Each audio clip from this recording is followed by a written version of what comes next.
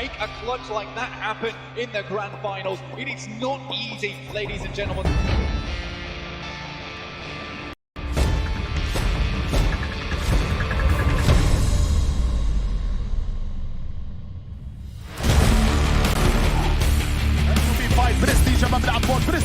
برستيج من فوق وفريق يلا اي سبورتس اصابه من فوق على اللاعب بانتر نوك داون.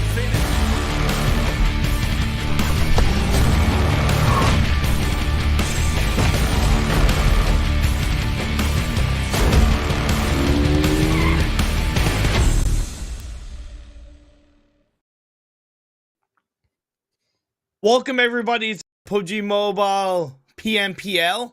There you go, yeah. I said PUBG Mobile twice in that. Good job.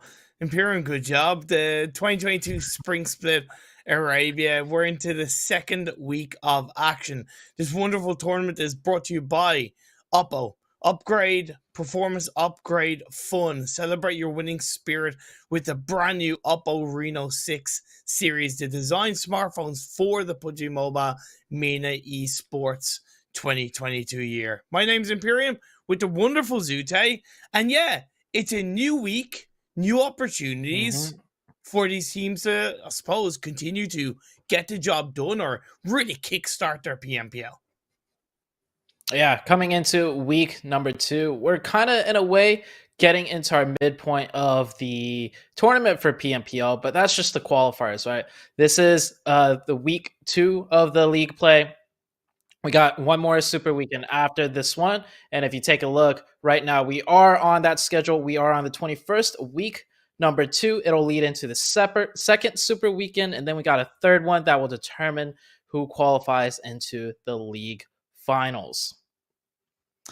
Obviously, the good thing as we have a look at the format, if you're new to how the PMPL works, the really positive thing is that none of these teams will drop away from the PMPL.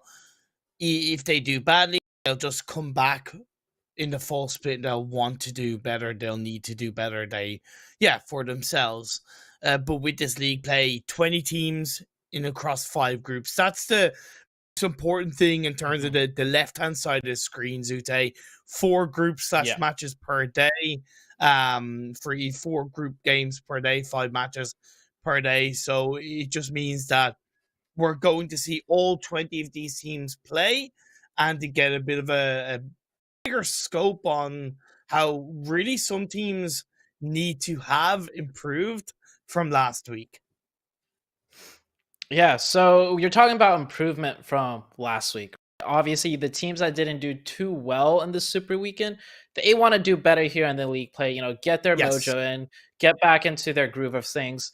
But more importantly, last week, we had 4 teams that didn't make the top 16, meaning they missed on the Super Weekend, and so they have a big fat 0 in terms of points that will help them qualify into the finals, as you just saw in the earlier slide. So for those 4 teams in particular, it's going to be the pressure is going to really be on for them in these next 2 days.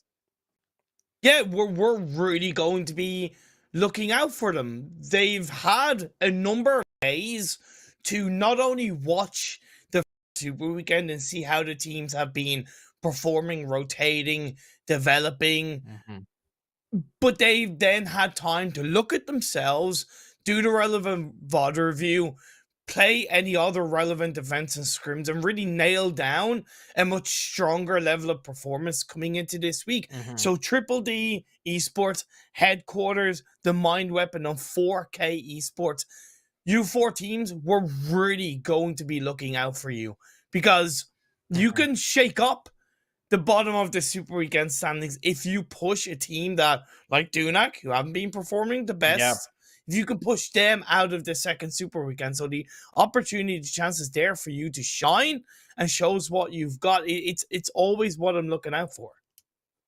And that's not to say just because you qualify for all the Super Weekends, you're guaranteed in. We've seen tournaments happen where a team doesn't make it in. But let's look at the prize pool, because we're not on the Super Weekend right now, so there is no $1,000 per chicken dinner, but you do see that finals prize pool. First place of $10,000, second place of $6,500, 100. So this right now, since we're back onto the league week, it's like a stepping stone into the super weekend, which is another stepping stone into that big money of the finals prize pool. Yeah, exactly. It all plays into itself. So, yeah, every team, whether you're first or 20th in the league stage, you get $2,500 in your back pocket. Happy days. But like you mentioned, leading into the super weekend where you have that $1,000 per chicken dinner on the line, Rico and Finney currently, by the way, have 5,000 of those buckaroos per se out of the 15 games.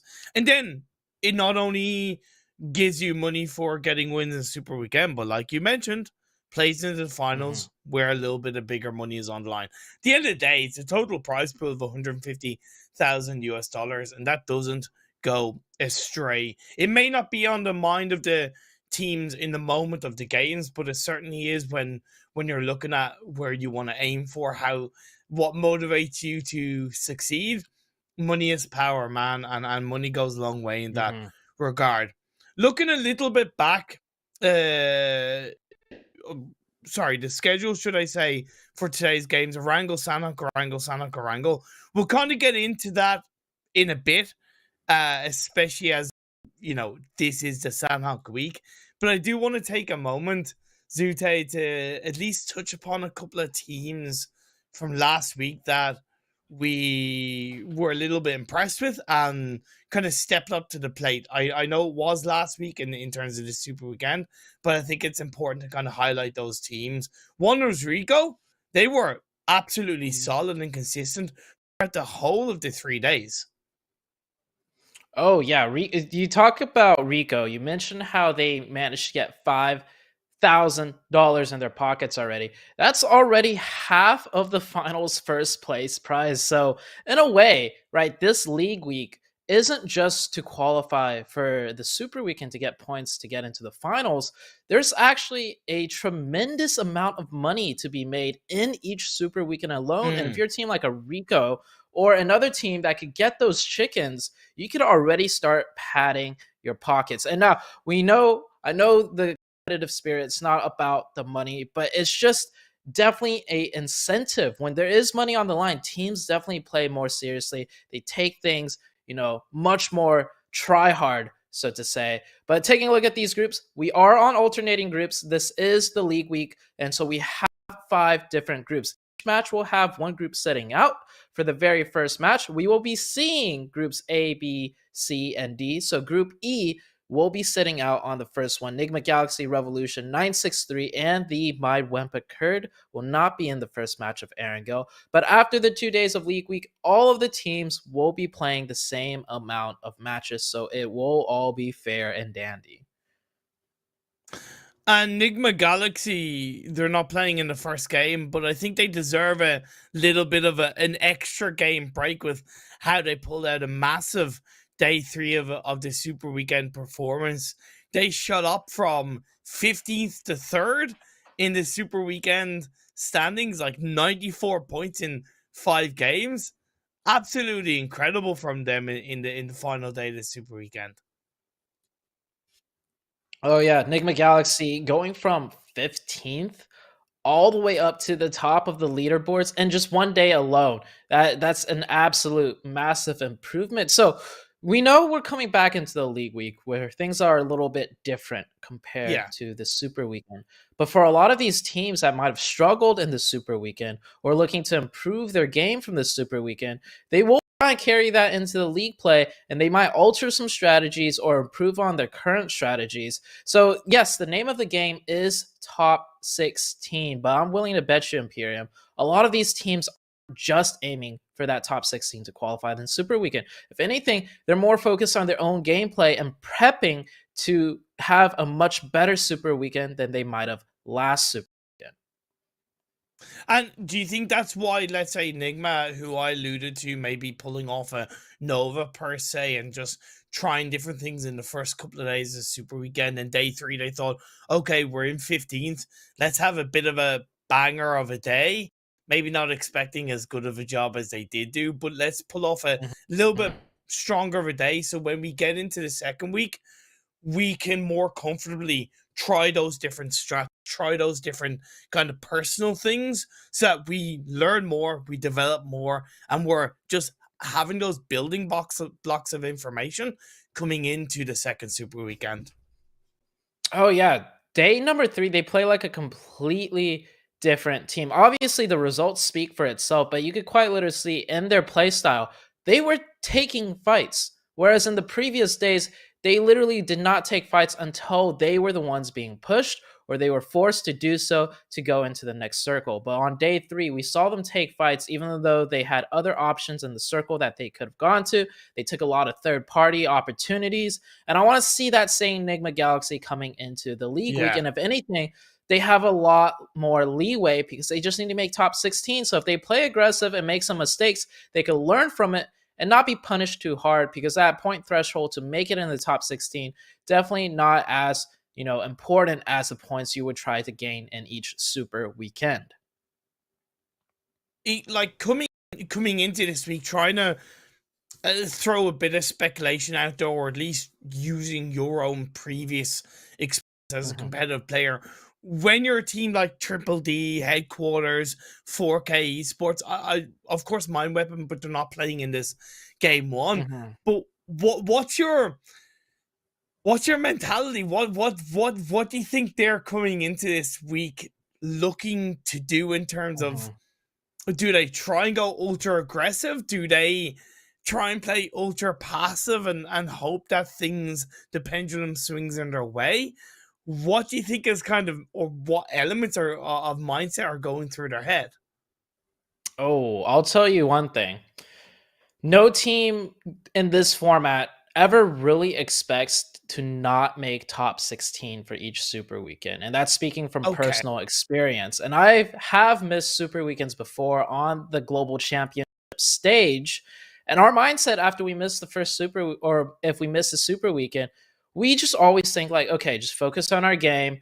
Just don't make as many mistakes, clean things up, and we'll be good for the next one. So that's probably what these teams are thinking. But the one thing I want to add, though, is there have been numerous times where, teams miss the first super weekend and they don't think they'll miss the next ones. But for whatever reason, the pressure gets to them. The team synergy breaks down. Arguments may happen.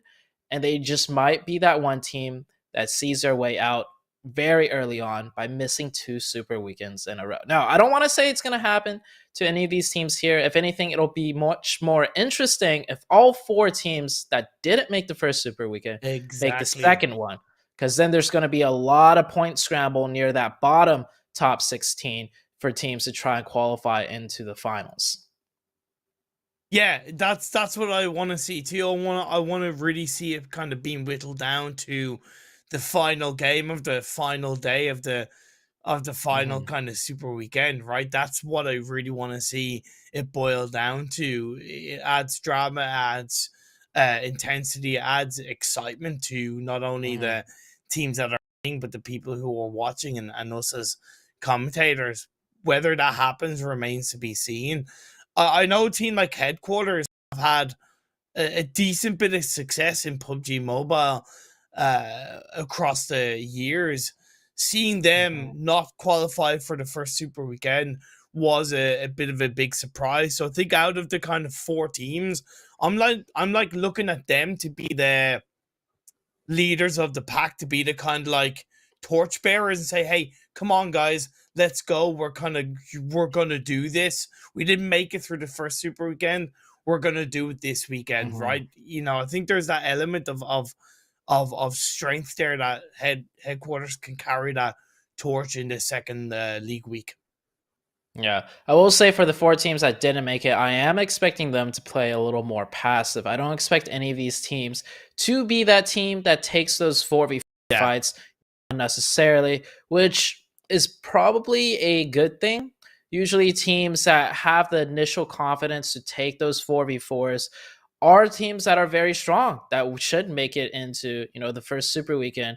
But coming into league week number 2 and not making the first super weekend, you can definitely just make it through by placement points alone. You don't even need that many elimination points to make that top 16. You just need some, decent stick together as a team. But of course, that does not mean you don't want to be doing any proactive, scouting or spacing out of your team members. So just, a little small balance of that, and these teams should be good. But what I really am interested to see is particularly the teams that did well in that Super Weekend, because they have such a huge point lead. They could afford to miss a Super Weekend, and in theory, they could go as hard as they want during the league week because they have that confidence of a good performance in that first Super Weekend. So that's one thing that I'm hoping would add a little bit spice to these league days as we hop into the very first match of the day. We are on the beautiful map of Erangel, and even better, beautiful plane path to start things off. And I love what you mentioned about you're not expecting the teams that didn't qualify in the first week to play ultra aggressive. You're expecting a little bit more of a passive play style.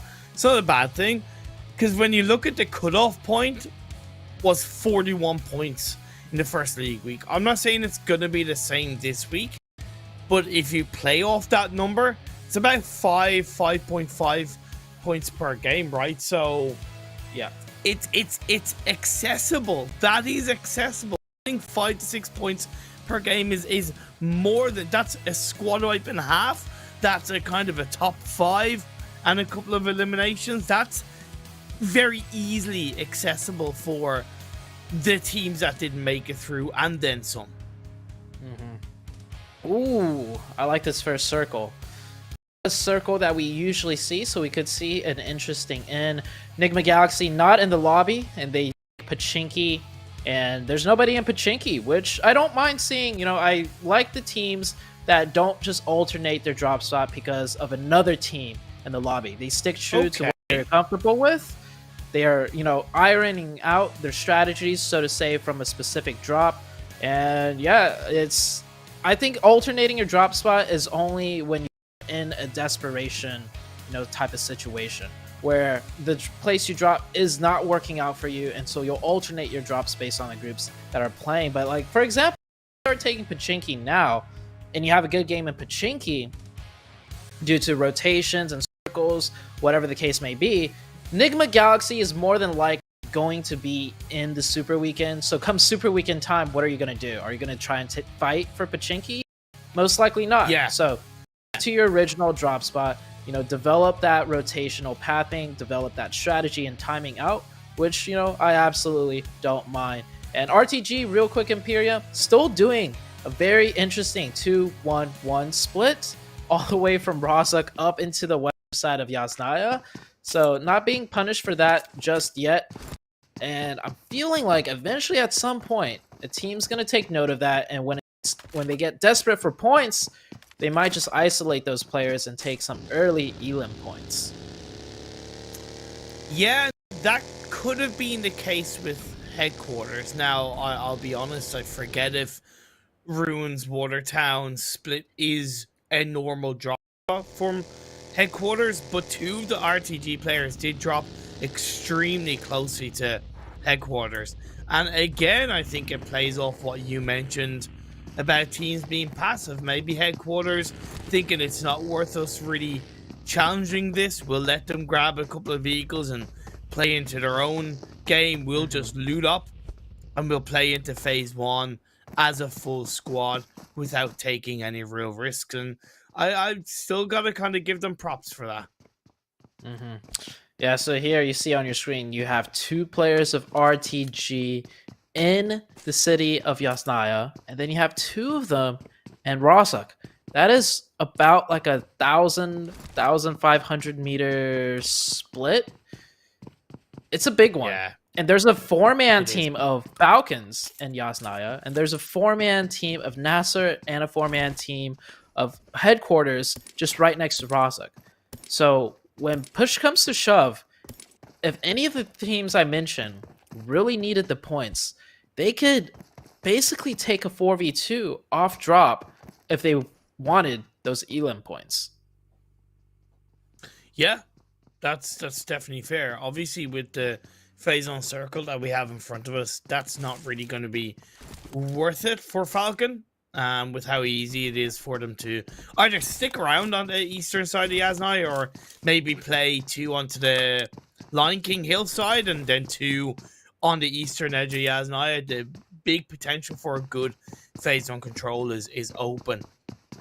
This kind of circle, I've seen it end inside Yasnaya. I've seen it end down towards kind of prison area. There's a lot of uncertainty, I think, for these teams. Outside of it being on the east, there's a lot of uncertainty on where this kind of game is going to end in terms of the Erangel train. But I will say this eastern side, there is a lot of really strong power positions, all spread throughout the center part of the map.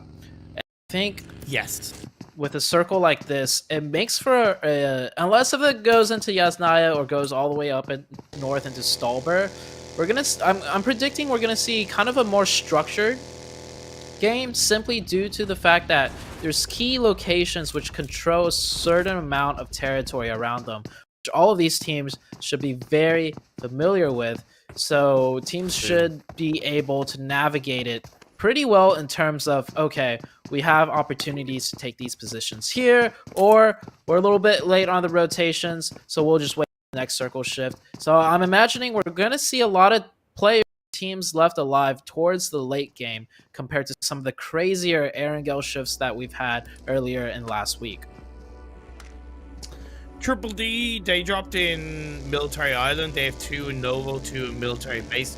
I don't expect them to actually move onto the mainland in phase 1 with just how that play path was and the spread they're going to see in this phase 1. One thing that I noticed is Stalwart UAE, Zute, they normally drop in Milta. I think because of Rad going to kind of Milta Power and Twisted Minds doing that farm split that they do, Stalwart recognized that there was a little bit of a clearer and cleaner area around them if they dropped more towards that shelter prison area. As a 3-person, have 1 down in Milta, and as it happens on this phase 1, it's created a much better anchor point for a good phase 1 position. So I like that adaptability from Stalwart.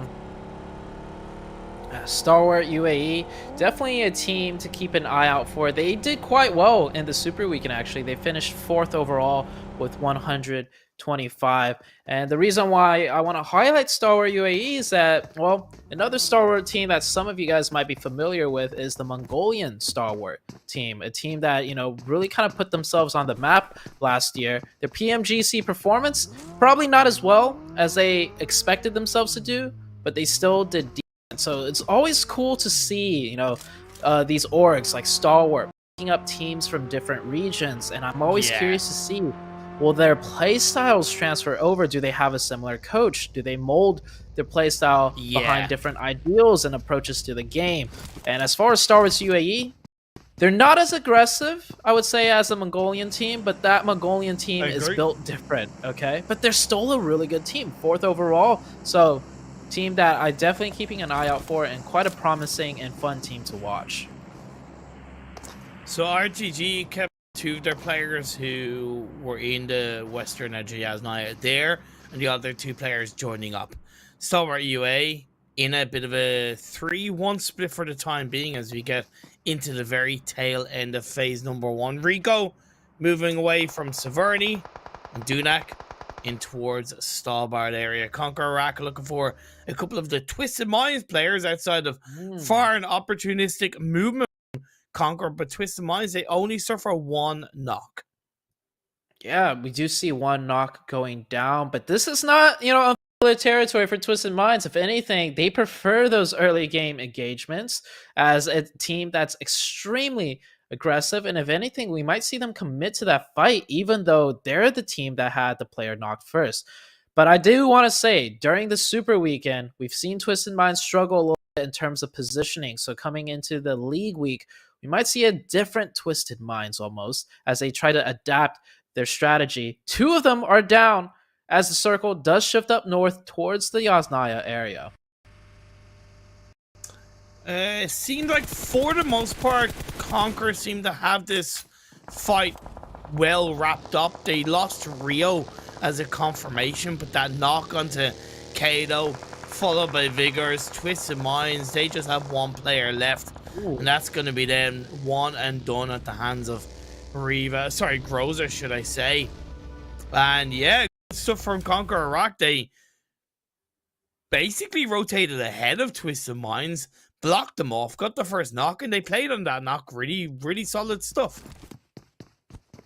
The positioning and speed of Conqueror, definitely something to not be underestimated. They got that initial knock from long range, from distance, and Twisted Mind's not a team that's unfamiliar to fighting, so Conqueror just adjusted much better and much quicker, so shout out to them. And that's a huge little mental blow to Twisted, right? Being the first team to go out, and also not just the first team to go out, but as a team that kind of prides themselves on being able to take those fights, it definitely has to, you know, hurt them quite a bit when it comes to their mental space.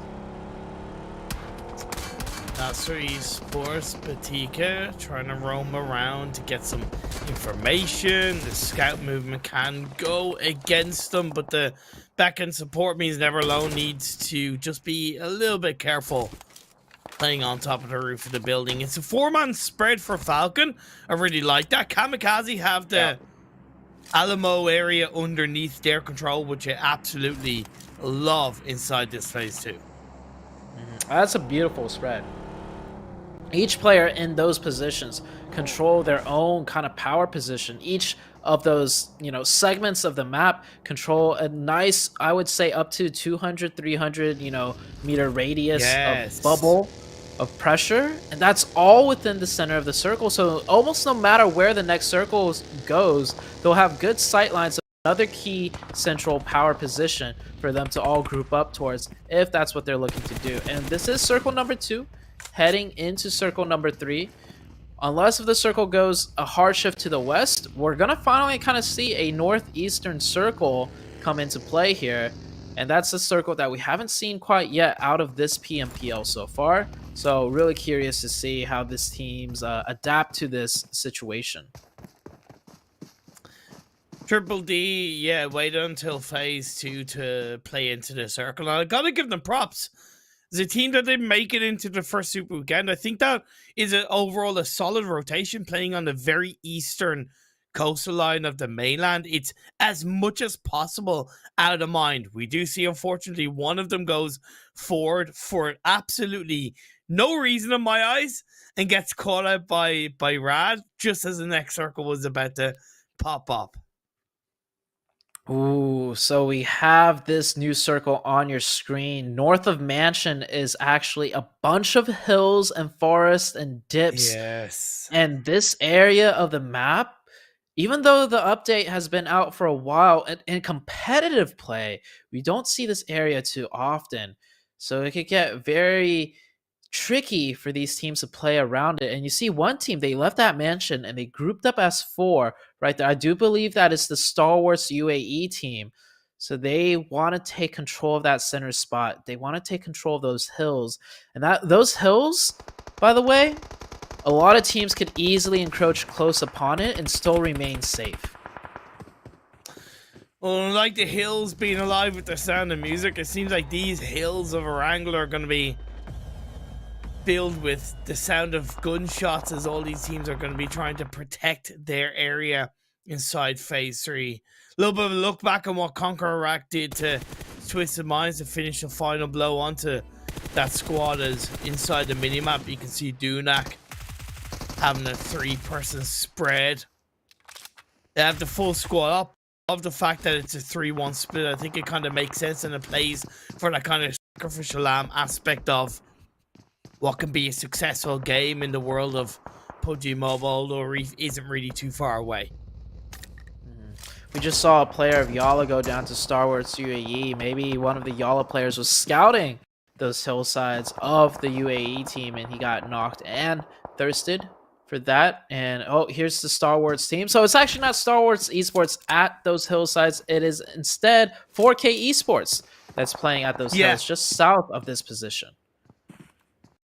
And I think where Stalwart are also perfectly fine. Again, I think with this circle, because of how the hills are played and the terrain, a lot of teams are kind of clustered together in 3 to 4 man small, tiny little regions, which I honestly think on this phase 3 is the best way to play it so far. We still have quite a few players left alive, 53 in the lobby, as most everybody has situated themselves in this new circle. But just as they are feeling comfortable and situated, within the next few seconds, we're going to get that next circle shift. And going to circle number 4, this is usually where the hard shift comes into play. We see it up on the northern side, 1million and HQ still potentially scrapping against each other for a position in the zone. One of the HQ members does go down. They've already lost one member, and that's a team that has not made it into the Super Weekend, so not a good start for them. And yeah, that's a big shift right there, going down hard to the southeastern side. Damn, you call the hard shift. The hard shift has happened. Mansion is in play. Rad, they had a 2-2 split. They have instantly reacted and sent the full squad together in towards that south side of the road compound. It does open that northern side compound for a team if there's a little bit of awareness. Dunak could go there if they saw Rad respond. But the crashes are coming in on towards the hillside. Falcon, YaLLa, it's all going down as Rico and Finny, they're going to wait a little bit longer. 4K has a hell of a lot of defending to do. The nades are flying all around onto the underside of the hill where Falcons are trying to create a little bit of protection. But I understand why 4K will not want to massively push this, because they don't know what kind of third party could be happening. They're trying to get the openings with the nades, but it's actually another team getting the third party into Falcon. So Falcon in a rough spot. I'm surprised none of the nades for 4K have connected too well. We've seen like 5 to 6 nades being thrown, but just all flying a little bit too far. So Falcon able to get their player reset using their smokes to keep themselves alive. And this is definitely a cluster that you do not want to be in, because even though they're safe and sound and their positions are decent, they're on the edge of zone. And the second that circle shifts off them, this is one of those rotational positions where you kind of have to take the fight with the other team if you want to leave peacefully.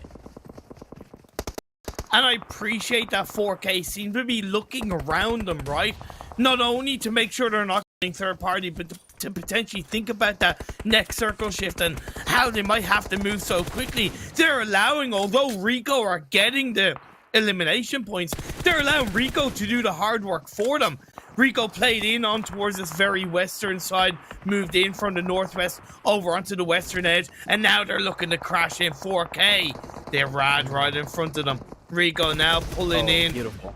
The cavalry really putting pressure on the Falcon. Just Yusuf left alive. Ragnar of YaLLa just staying absolutely dead quiet as Ida knocks down his teammate. Uh-oh, Spaghetti-O. You hate to see that team-friendly fire come on through. But will Rico and Finny be able to survive it? They should be able to. Vandar doesn't know exactly where the final player of Falcon Esports is. The smoke is keeping Falcon alive.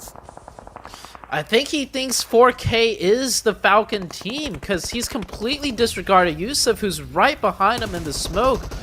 And soon he should realize there's another full 4-man team that he's running up against. Yeah, he's going to adjust backwards now. He hears the amount of footsteps. That's Rico Infinity taken out. Definitely not reading the situation correctly, but 4K Esports keeping track of that kill feed, realizing Falcon, the team they were fighting, was getting third-partied, and they do some third-partying themselves. So great job out of the 4K team. Yusuf still manages to keep himself alive for now, hiding in that vehicle. Down to just one player, 13 teams left. If he were to go out now, that's not many placement points to be had either.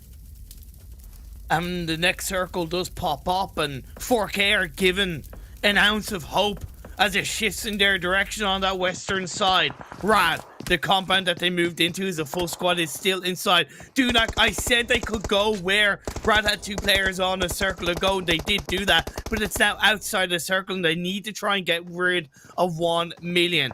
The smoke goes out on towards the side of the road. I don't know whether it's looking to be an offensive smoke or defensive smoke. They have limited vehicles with limited tires on those vehicles. It's looking like an offensive smoke as Clever gets in vehicles, going to look to drive away. Yeah, I think they're just trying to create some pressure by cutting off their sightlines, kind of forcing 1Million to push earlier rather than taking these longer range, shot engagements, because both teams, Dunak and 1Million, need to move. So Dunak's hoping 1Million makes the move first so they can take care of them before they have to move into zone. And there it is, the zone pressuring 1Million in. Dunak is aware of it, takes a lot of shots towards that buggy, but that buggy manages to escape. 1Million still stuck behind in the blue zone now. And Dunak, one of their players, did get knocked. I think Dunak were also aware that that one player from 1Million that was in the buggy was just one player. So they didn't really want to focus too much on that vehicle in case they got backstabbed, and it's worked out in their favor. 1Million go down. There's nothing they can do in those moments. It was a Hail Mary play. Mansion is the haven of action. It's KAMIKAZE trying to keep themselves up as a full squad. YaLLa finally do go down. 4K are still alive, but there's a lot of pressure in the storm of Stalwart.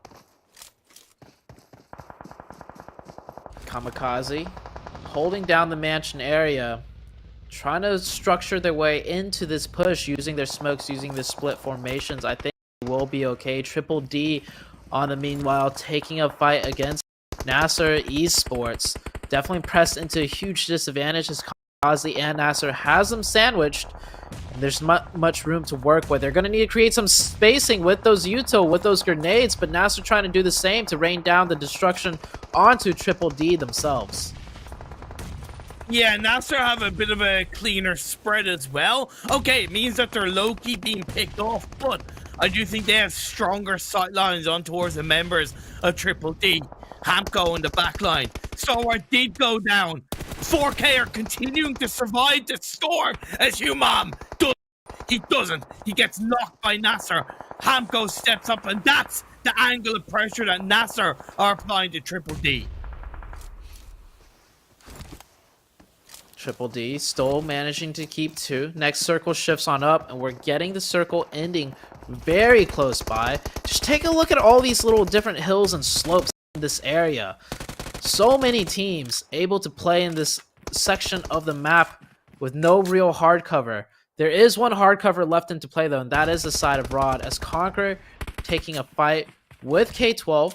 CONQUEROR with 7 eliminations already, so really see them fight their way into the zone. 2v2 situation. That grenade doesn't quite connect, but the shots ring through, and Bardashani goes down, and that grenade out of Groza will finish off the K12 team. Good stuff by CONQUEROR. You're dead right. 9 eliminations so far, and it allows them to, I wouldn't say play into the circle from the eastern edge, but use the lower ground of the hillside to create a bit of a spread to get that information.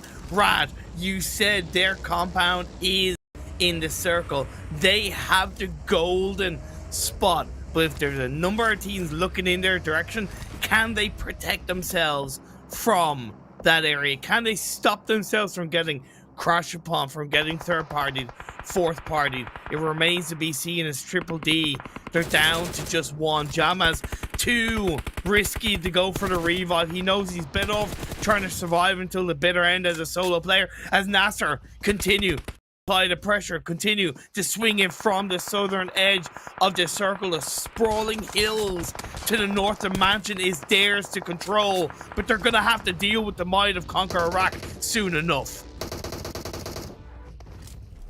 NASR just inching ever so closely to that southern side. You see how slow they're going about it. They know there's a team of Triple D not completely finished out yet, and just as I say that, Ragnarok does end up finding him, gets knocked, and Hamko has that grenade ready while the other teammate applies the pressure fire. Oh no! Oh no! Oh, I think he knew the risk was there with that nade, but it's just a Hail Mary. You hope for the absolute best. Now, I do think there was also a little bit of a distraction from KAMIKAZE in terms of that kind of focus being taken away from NASR, but they're still alive as a duo. They're heading towards that western side, as now Rad are going to apply the pressure onto the members of CONQUEROR Iraq. I think because of how KAMIKAZE have played in on that western edge, Rad have been able to get the information from the elevated position and know that the focus is not on their compound from KAMIKAZE. NASR go down, 3 teams left. KAMIKAZE, you start paying attention to this team quite more. They came in 2nd overall in the Super Weekend. One of the teams we weren't, really expecting to have such a standout performance, but heading straight back into the league week, and they're already doing this well. I think it goes to say consistency is there as the next circle shifts and shots are ringing out. KAMIKAZE steals away 1, trying to go for a 2nd kill still. That's what I like to see. KAMIKAZE, I believe, did squad out 4K on that western side of the circle that they played in, which is definitely a good move, and it's allowed them to play through with 7 eliminations so far. But Rad continue to have the compound, continue to have the circle. KAMIKAZE now going to swing 2 of their 3 players into the side of the wall. But that's some good separation. They know that the nades are going to go flying from the hands of Rad, so being spread out and keeping a player on the supporting line, I think allows them to just hold things down a little bit longer. I love that push out of KAMIKAZE. They use CONQUEROR as the distraction, and they use the coverage push on in, trying to do a med strat, but he gets taken out. Ooh. KAMIKAZE versus Rad. There you go, the final 2 is upon us. Unfortunately, it's going to be a double knock, and KAMIKAZE down to 1. Rad notice all 4 players up. I don't think it's going to happen on the side of the wall. 1 comes through, but in the end, it doesn't matter. Rad with the chicken dinner. Rad cleaning that one up quite nicely. Of course, they held down that compound the entire time, but they put out the pressure fire, secured the eliminations, and they get the chicken dinner. But I'd have to say, it was the teams that had to fight all of the way in that really deserve the credit for that game and how well they did, such as the KAMIKAZE team, such as the CONQUEROR team, and quite a few of the teams we saw towards the late game. So that was a really huge game for Rad, of course, and makes them feel much more comfortable in securing their spot into the Super Weekend of Super Weekend number 2. Sorry, I slipped one up there. It's cool, it's cool. I definitely think you're right. It's not holding anything against Rad, of course, but nobody crashed them, right? Up until the very end, nobody crashed them. So, yeah, okay. There were definitely fears there where they could get third-partied in terms of 1 player being knocked. But how likely was it going to be, especially the longer you got through the game, how likely was it going to be that if a team did knock one of the players, that they were going to push with that knock, right? It got less and less percentage of it happening, and as that, and the longer it went of that not happening, the easier it became for Rad to control the end game. So you're dead right about that, and we got to give props to KAMIKAZE, CONQUEROR Iraq, and NASR Esports. They all put up a hell of a fight. Taking a look at the match rankings, Rad coming in with a total of 25 points. So we see teams get the zone, at these compounds over and over. And sometimes they don't get that many elimination points. So Rad's still doing a very good job with their shots and landing those confirmations, picking up 10 for themselves. KAMIKAZE, coming in 2nd overall with 7, and CONQUEROR Iraq with 9 elimination points. CONQUEROR Iraq took an early 4v4 fight, lost a player. So for the entirety of the game, pretty much, they were a 3-man team. And for them as a 3-man team to work those circles in, fight their way into a 3rd place finish, that is very impressive to see out of the CONQUEROR Iraq team. Definitely, but I do want to highlight DDD Esports, 4K Esports.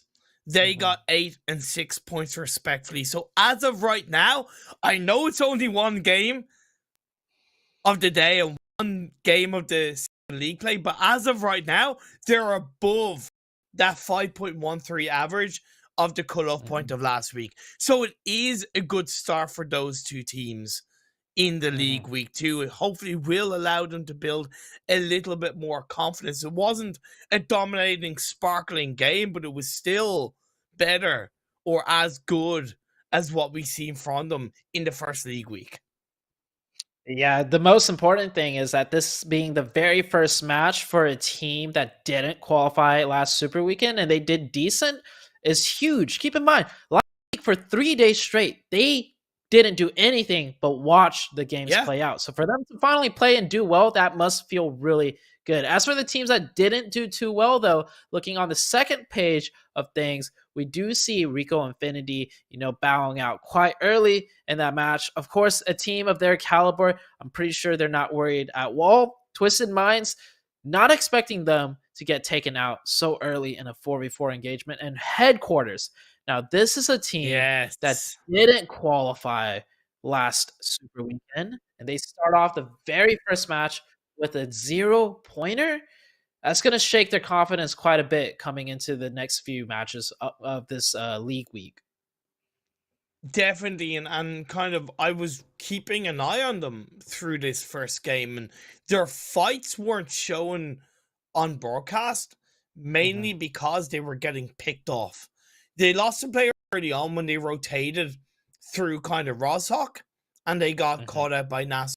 One, they should know where NASR land, and two, why didn't Headquarters maybe take a little bit of a potentially easier route and go on the northern side of the around Yasnaya into phase one, which to me that would have been way more of a sensible rotation instead of going through Rozhok, where you don't really Mhm. have a full, clear, ahead of you information. And Yeah. then they did try to go onto Stalbar, but it was too late and they got another player picked up. My point is, it doesn't look like they've learned from the first Super Weekend. It doesn't look like they've done the relevant VOD review and corrected what they need to correct to qualify for the second Super Weekend. I'm hoping they change their mind. They changed my mind, but from game one, it didn't look good. Yeah, what you're criticizing is basically just knowing your rotations, like just basic pathing and Yeah, rotations. It's not even, too team specific where you have to, study certain teams to know how to rotate. It's just safe rotations that even if there is a team in your way, you rotate in a pathing that's allows you to scout safely step by step and to continue on through the rotation without risk of losing your players. Of course, they don't have much more time to learn these things, as if they only get 7 more matches. All of the teams here, will have a yeah. total of 10 games for the league week, I believe, but there's only going to be a total of 8 matches played per team because we got 20 teams in here. And taking a look at the open moments, this is the CONQUEROR Iraq team that lost a player very early on. You see right there, Twisted Minds do manage to confirm 1, but with 3, they managed to close out the game towards the end.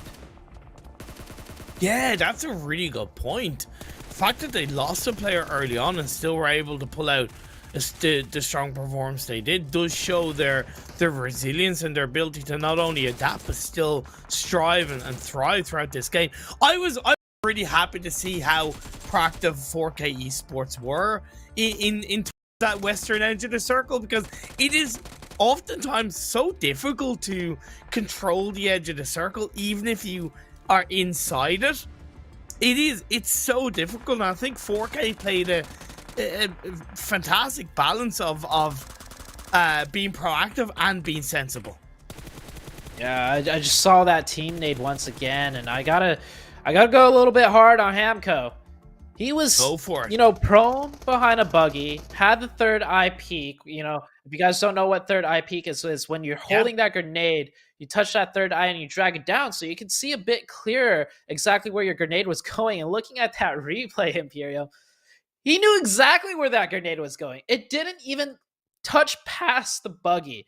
It's not like it yeah, landed on top yep. of the buggy and fell back onto his teammate. He quite literally threw it on his teammate's side of the buggy, and he's completely safe. Like, just have a little bit of patience. Take a deep breath. Take your time with it. He's not being pressured. He's not being shot at.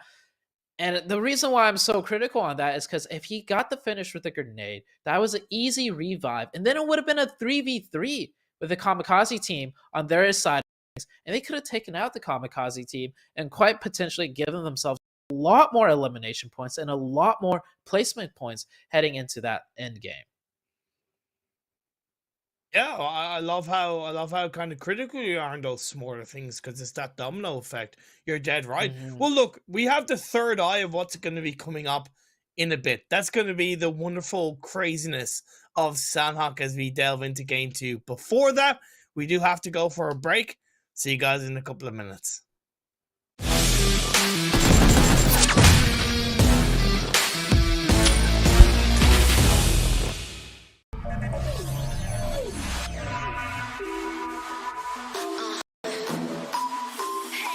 I'll never yield, I'll never submit to freezing cold. We gotta show how we play so they can think that we could be rushing. Better me, look how we get the first prize. Every time landing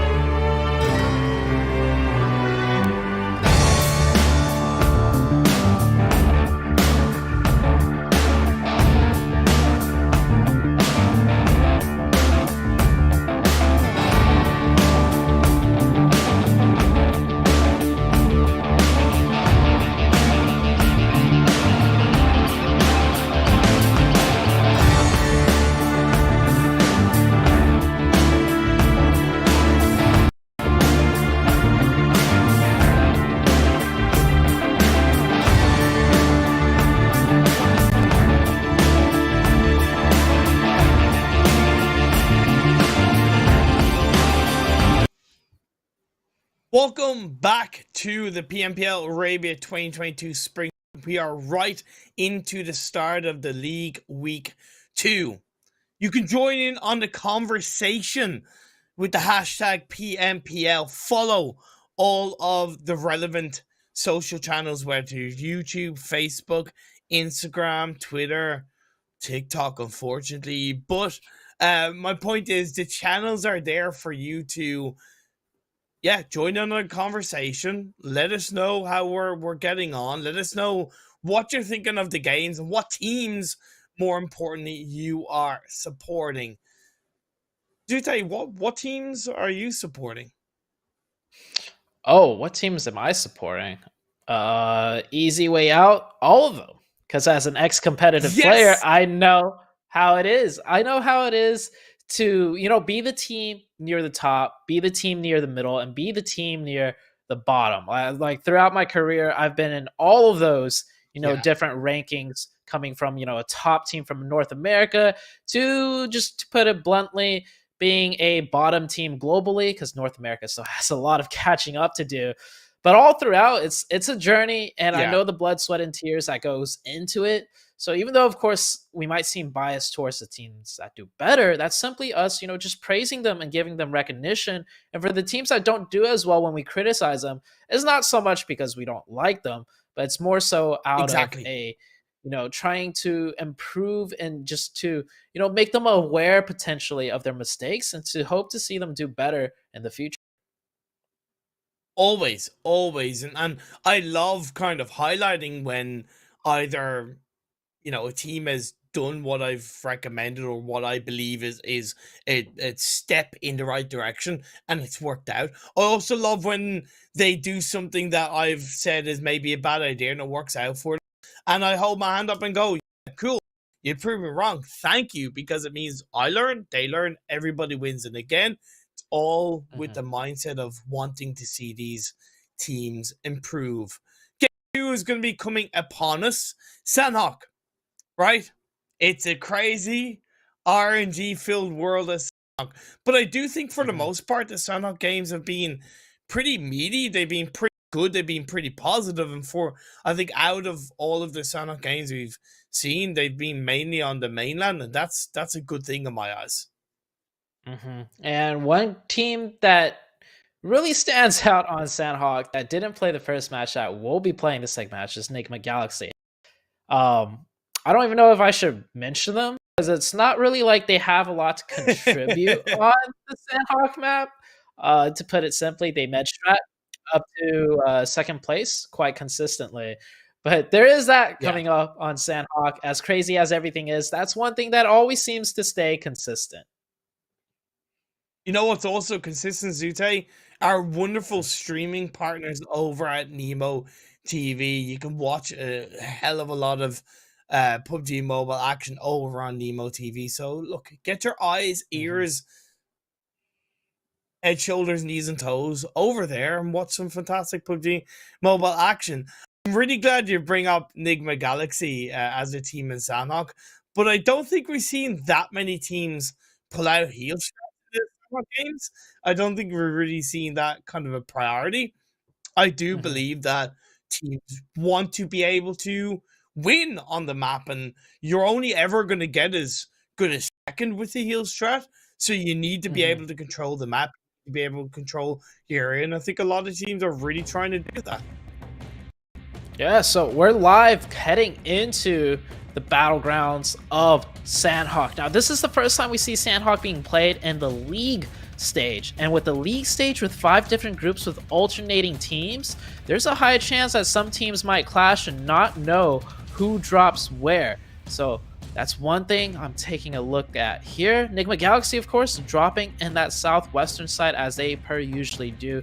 Plenty of loot. They actually get like 3 different cities worth of loot with their drop spread, which is why they're able to so consistently med strat, because they get all of the loot they could possibly need to pull off that med strat, as we do see 2 teams landing in Painan for a potential hot drop engagement.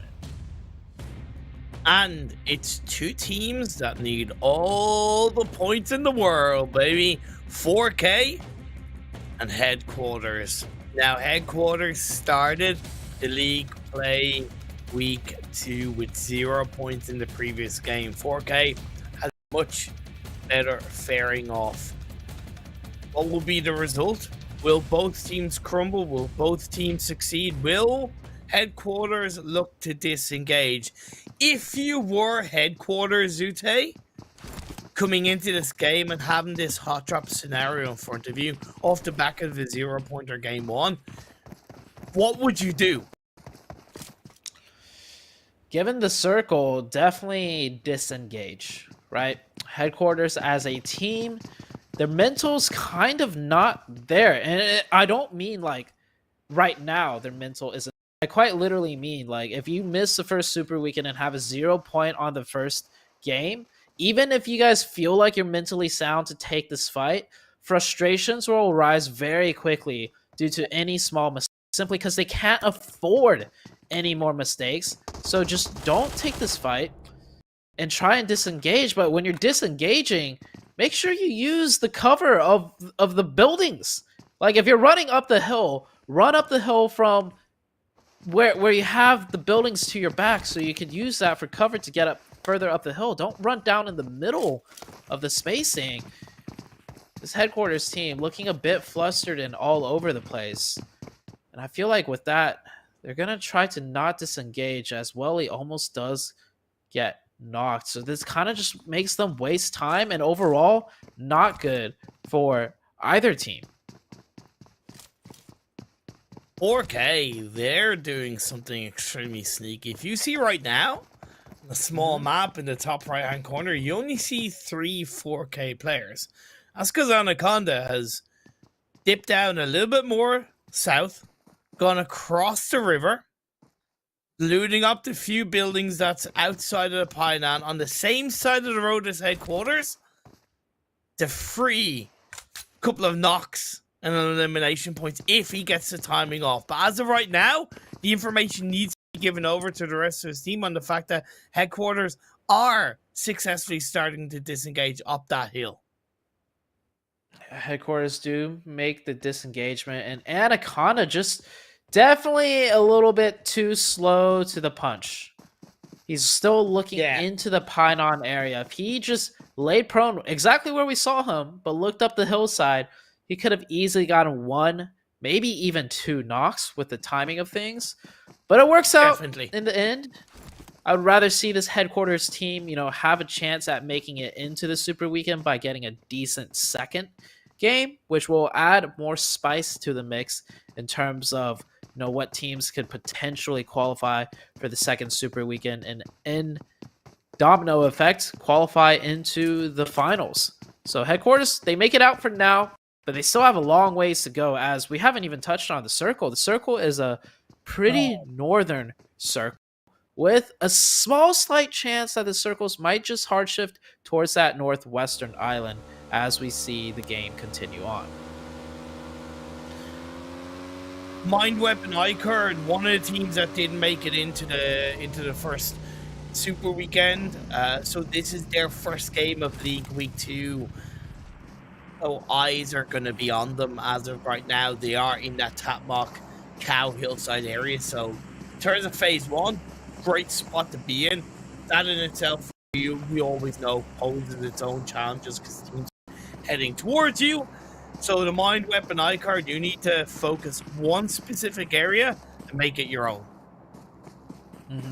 Right now, they hold a nice 2-2 split. Very strong position in Sanhok here.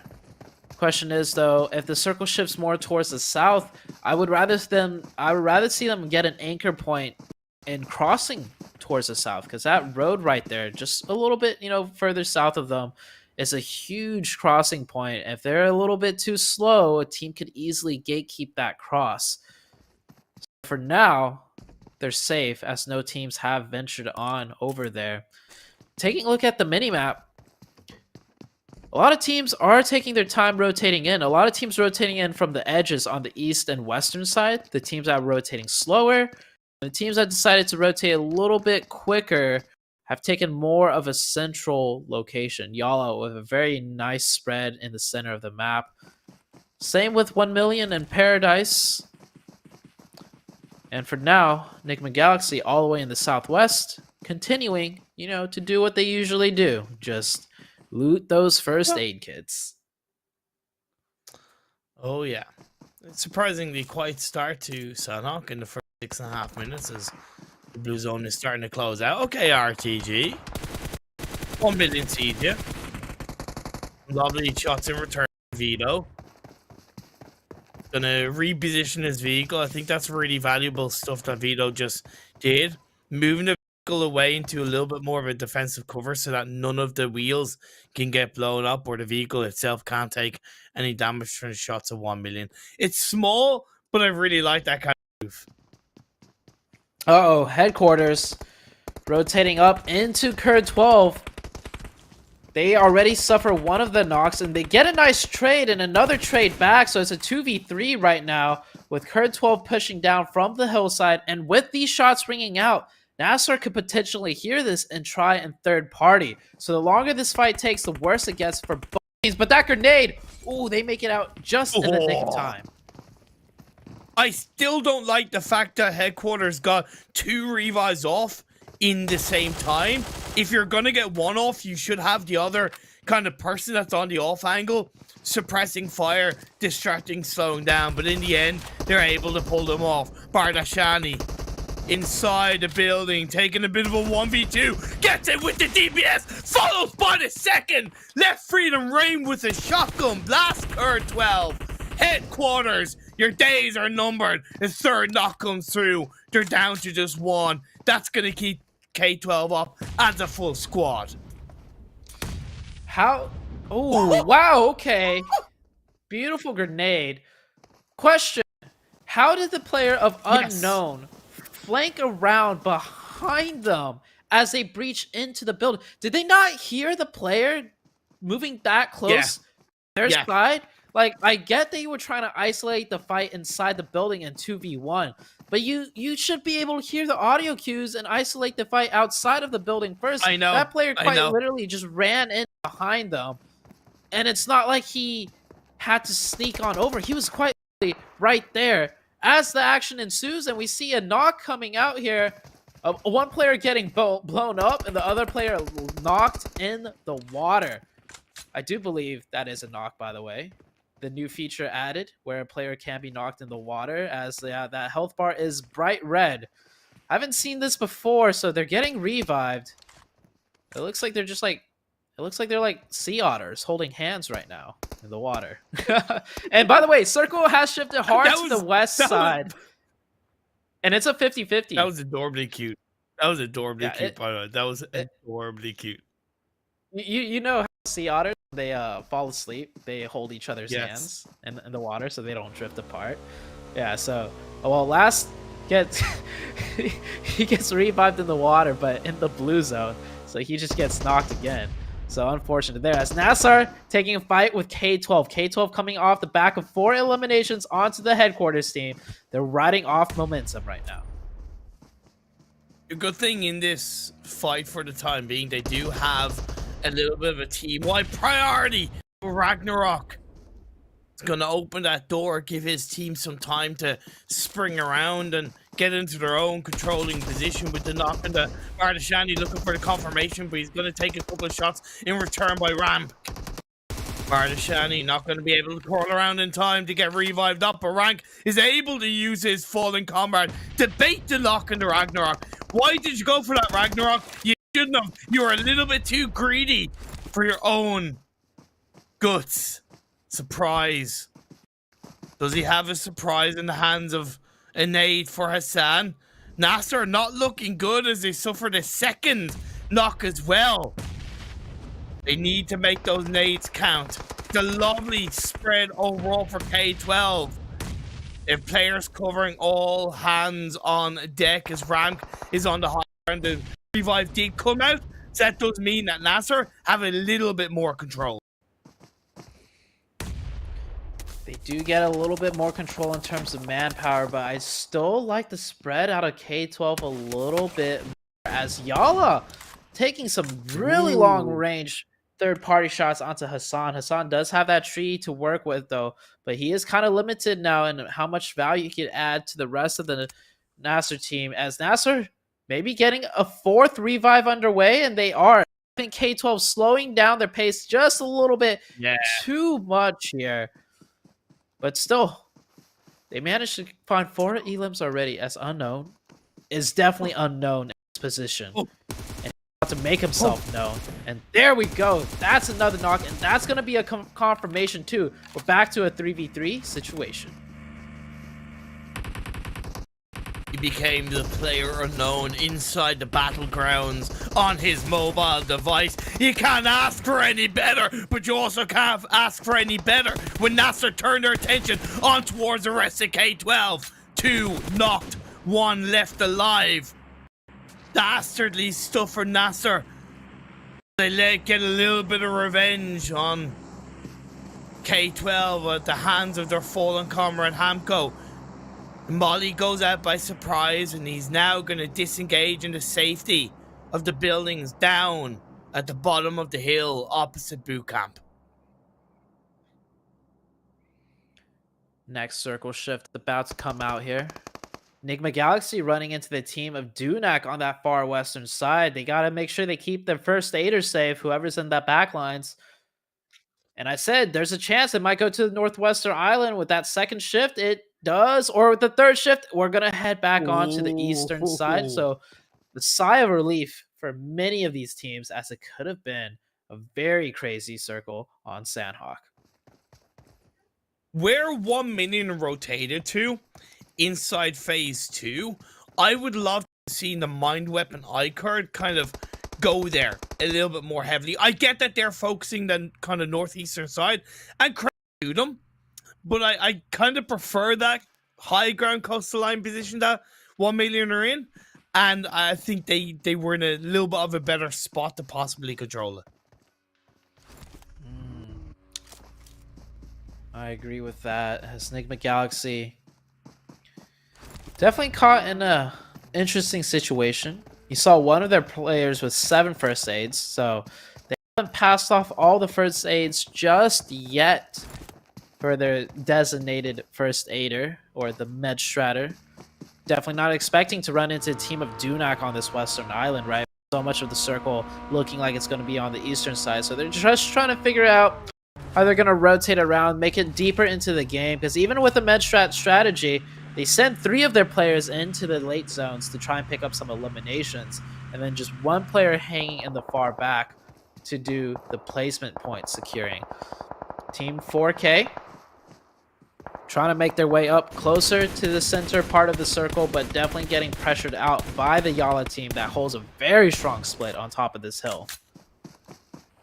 Plus 4K do need to consider that that coastal line is relatively visible to any team that's on that northwest island, and as it happens, Rad have made their way across. I was more thinking of if a team was on the coastal line of the northwest island, but as it happens, Rad have pushed their way across the water, swam through, and now they're going to put a hell of a lot of pressure onto the members of 4K. Golden is able to get knocked in that prone down position. Where's the utility, Rad? There you go. Boom. Sadat. And a second knock on the Golden. Anaconda. Oh, no. Onenenko can do absolutely nothing in 4K. They're left with just 1K left out of the 4K, and Rad punish them heavily. YaLLa still trying to third party secure whatever points they can, and wow, that guy just ran clear across the open. No respect for the players of YaLLa, thinking you definitely can't hit me if I just run in the open in a straight line as Sistan. He really wants to secure the last elimination. That player's got to do some can't touch this moves themselves as well. Not very successful as an MG3 right in his face. Don't think he could avoid the bullets on that one too easily. Nigma Galaxy, by the way, running into Dunak again on that southwestern side. Both teams had the similar idea for their rotations. So, first aids. Maybe it's on the side of Ralph, but I don't think so. Or who's their designated med stratter? They have one certain player that does it all the time. Rofe. It's normally Rofe. It is Rofe. The designated med stratter. Yeah. Okay. Yep. It is. So they should be okay, maybe, if they passed off those first aids. But running into Dunak in the blue there, definitely not something they were probably expecting. Next circle pops up and it centers up quite nicely. A little bit of Paradise Resort and the hills around it is in the circle. You have the compound that's down on that southwestern Paradise Resort area is held onto by RTG. Bootcamp Hill, north of it, YaLLa, they have a full spread. And I even love the fact that as they were looking for the shots into like Grad and 4K earlier on, they still had a player on the other side of the hill just scouting and getting information. It's always crucial to have at least one playing further deeper into the circle so you can just maintain that information like you said. And sometimes it's quite a boring job as your teammates are the ones getting all the damage in. And speaking about damage, there is 2 down for Rod, but I do believe one of the Rod players were third party. Yeah, but there we go. Dunak in the kill feed. Yeah, Dunak coming in from behind. It happened to be kind of another team that I highlighted when 4K were in position rather in that a team on that northwestern island could third them, and it's ironic that it's happened to the team that third partied 4K from the swim across the line. Gotta feel bad, man. I understand why Brad thought it was safer to play on that coastal line because of how later into the game it is. This phase 4 circle shifting even more away from that northwest island. Twisted Minds coming into action here. Definitely disappointing first game for them as they did go very early, but they're trying to make better use of this Sanhok match. One of their players does get knocked though. Just 2 up for the Twisted Minds, and they have their surroundings absolutely covered by the enemy team of 963. 963 up to 6 eliminations already. Team's looking good. Good stuff from 963 indeed. I said those hillsides of Paris Resort was still in play and they've made it their own. They planted the 963 flag. But will the flag stay inside the circle of phase 5? No, it will not. It's a heavy shift up the northwest. There's 3 compounds inside this circle. The mind weapon iKURD, hold on to 2 of them in a 2-2 split. I recommend, if you can, as much as possible, get all of them into the same compound. I can't see them holding onto that 2-2 split. Maybe I'm wrong. I feel like they can. Their back is so far up against the new zone that so many teams, as they try to make their way in, will just be caught fighting each other. So the mind weapon, this is a good chance for them to pick up a lot of eliminations and placement points. As Revolution trying to deal with Ringo there from the Dunak side. Dunak down to just that 1 player. No, actually 2 players. One of them are doing a med strat. So maybe they picked off some meds from the Nigma Galaxy team, which is why they're keeping 1 back as 1million. Making some nice shots downrange onto the YaLLa side. Yeah, 1million has also a really strong chance of closing out this game because they have either side of the road compounds covered and they have sightlines on Revolution. YaLLa, easy peasy lemon squeezy. Roof goes down. That's the end of Nigma inside game number 2. It seems like he ran out of meds, tried to play into the circle and paid the ultimate price. 1million Jabal. Looking in towards the members of YaLLa, scouting on the other side as well. They want to have every angle covered as 963 continue to get the shots up, but they don't survive any longer. They go down to conquer Iraq, who faces the brunt of the Papa Blue Zone. Ooh, that drop shot. Close, but no cigar. New circle shifts. It shifts off the Twisted Minds, and yeah, like I predicted, with that split, so many teams having to be forced into fighting each other that nobody even comes close to that team. And if anything, that team has only managed 1 elimination. They were definitely probably hoping for more before that circle shifts off them. But now we're down to a lot of solos, if you take a look at who's still up alive on that right-hand side. And 2 4-man teams. We have the 1million and Twisted, or not Twisted Minds, the iKURD as the only 2 4-man teams. Everybody else just solos. Rex goes down to Mord. I think, again, he ran out of meds off the back of trying to go for a heal strat. 5 teams are left. faces a similar fate as Moore did and left with 4. J9, one of 2 remaining RTG players, him and Aram. Will they be able to find a little bit of an entry point down on the southwestern edge of the circle? The Mind Weapon iKURD are spreading quite nicely in a controlling position. I love Ali down by the side of the road, knows that the members of 1 million are inside those compounds, so he wants to get a decent bit of information, extend it over to the rest of his team. The top 3 teams are left, but Osama, he gets knocked. J9 steps up. The snakes come out to play inside Sanhok. Ooh, big blunder by the Mind Weapon right there. They need all 4 if they were to take this fight with the 1 million. And they should have definitely known that there's at least one more team on that southern side, but they definitely got too close, with one player pushing too close by themselves too, so there's not even a trade opportunity to come into play. The util not hitting either. It's looking like the 1 million's going to have their work cut out for them, as RTG and the Mind Weapon will probably take this fight.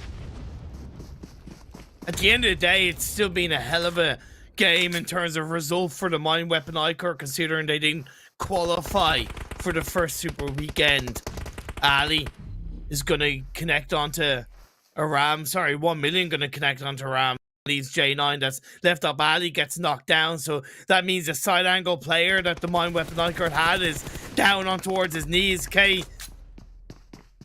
KURDSQUAD, RTG, they go down. 1 million. They have this chicken dinner in their sights. They're looking for the final players of the Mind Weapon iKURD, and that's going to be the Mind Weapon going to be able to do realistically nothing about this towards the end. Nabo plays on 2 rock.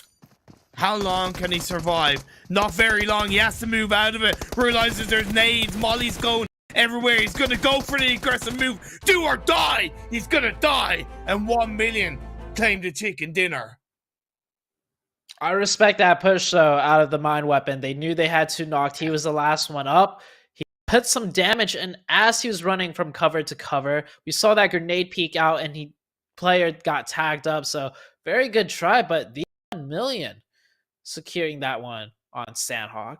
And that Sanhok match was pretty fast-paced, but it was structured enough. I liked seeing, a lot of those isolated engagements early on. Of course, we got some, nice third-party action with those shifts further and further up north. But as far as Sanhok goes, I think a lot of the teams did perform quite well. Nigma Galaxy definitely running into some troubles that they were not expecting, and I don't think they passed off all the first aids like they would have liked to. But still, they still got quite a few games left. And let's take a look at the match rankings to see just exactly how the teams did in Sanhok. Yeah, again, realistically, I'm looking at the Mind Weapon iKURD and the fact that they've got 13 points. As I said, the cutoff point from the first league week was 40. That's an average of 5.13 points per game, or should I say 41. That's over 3 times that amount in one game for the Mind Weapon iKURD. So they are automatically in a very solid spot. Of course, they need to continue it, but at the end of the day, with 1 game out of 8 down, it's a good spot for them to be in. Yeah, that was a huge game for them. Definitely feeling a bit more of a confidence boost. If I'm not mistaken, this was their very first match for today. They sat out in the match 1 of Erangel. So this being their first match and 13 points, which is, like you said, they're already like almost 1/4 of the way there to qualifying if we were to go by the standards of last week's top 16 qualifying points. And they still got 7 more matches to play, so they should feel pretty confident. And when I say confident, I don't mean that they're going to start playing aggressive or start doing like crazy things, but they should feel confident in the sense of being relaxed and cool-headed and being able to process things a little bit better because they're not under that crazy pressure to try and qualify. Brad following some good consistency, by the way. 29 and a chicken dinner in the first game and 14 points in the second game. So that's really good to see coming out from Rad. We move on to the second page and headquarters. 2 games in a row, 2 0-point games. I'm really trying not to be presumptuous here, but they're also showing me nothing that indicates that they're going to make it into the second Super Weekend. Yeah, that's 2 games down for them. 0 points in both of the very first 2 games of today. Their mental is being challenged quite heavily right now. And just based on the way they fell apart in that second Sanhok match, I just don't think everything is all quite there. We saw some crucial, just fundamental gameplay mistakes. Like mistakes that, once you're a player of the PMPL caliber, you should not be making. Now, of course, maybe those players typically on an average day play quite better, and it's the pressure of that 0-pointer first game. It's the pressure of not making it into the Super Weekend, really throwing things into flux for that team. But another part of competing and being a PMPL level caliber team and player is being able to reset your mental, to reset your cool, and to at least close the So yeah, headquarters, you're down in the dumps. Dust yourselves off, pick yourselves up, and please, please, please show us something. I know for a fact that me and you, we will have a big smile on our faces if we see headquarters in the top 3 next game, right? Because it's like, yes, we hate seeing teams kind of fail. We hate seeing teams, kind of being in this position of like, just unless something magical has happened and suddenly there's a 5th player on one of the teams, there's 2 separate teams. There's a limited amount of train left in this circle. You just don't go solo like that. I'm sorry. Your original point of going on your own like that from the mine weapon, the trade needed to happen straight away, whereas because he was allowed to get eliminated, the mine weapon couldn't really do anything more. So, yeah, it is what it is. I hope the mine weapon can build upon overall the success of Game 2 from a point standpoint and playing to Game 3. Before Game 3, we're going to go for a short break, so see you all in a couple of minutes.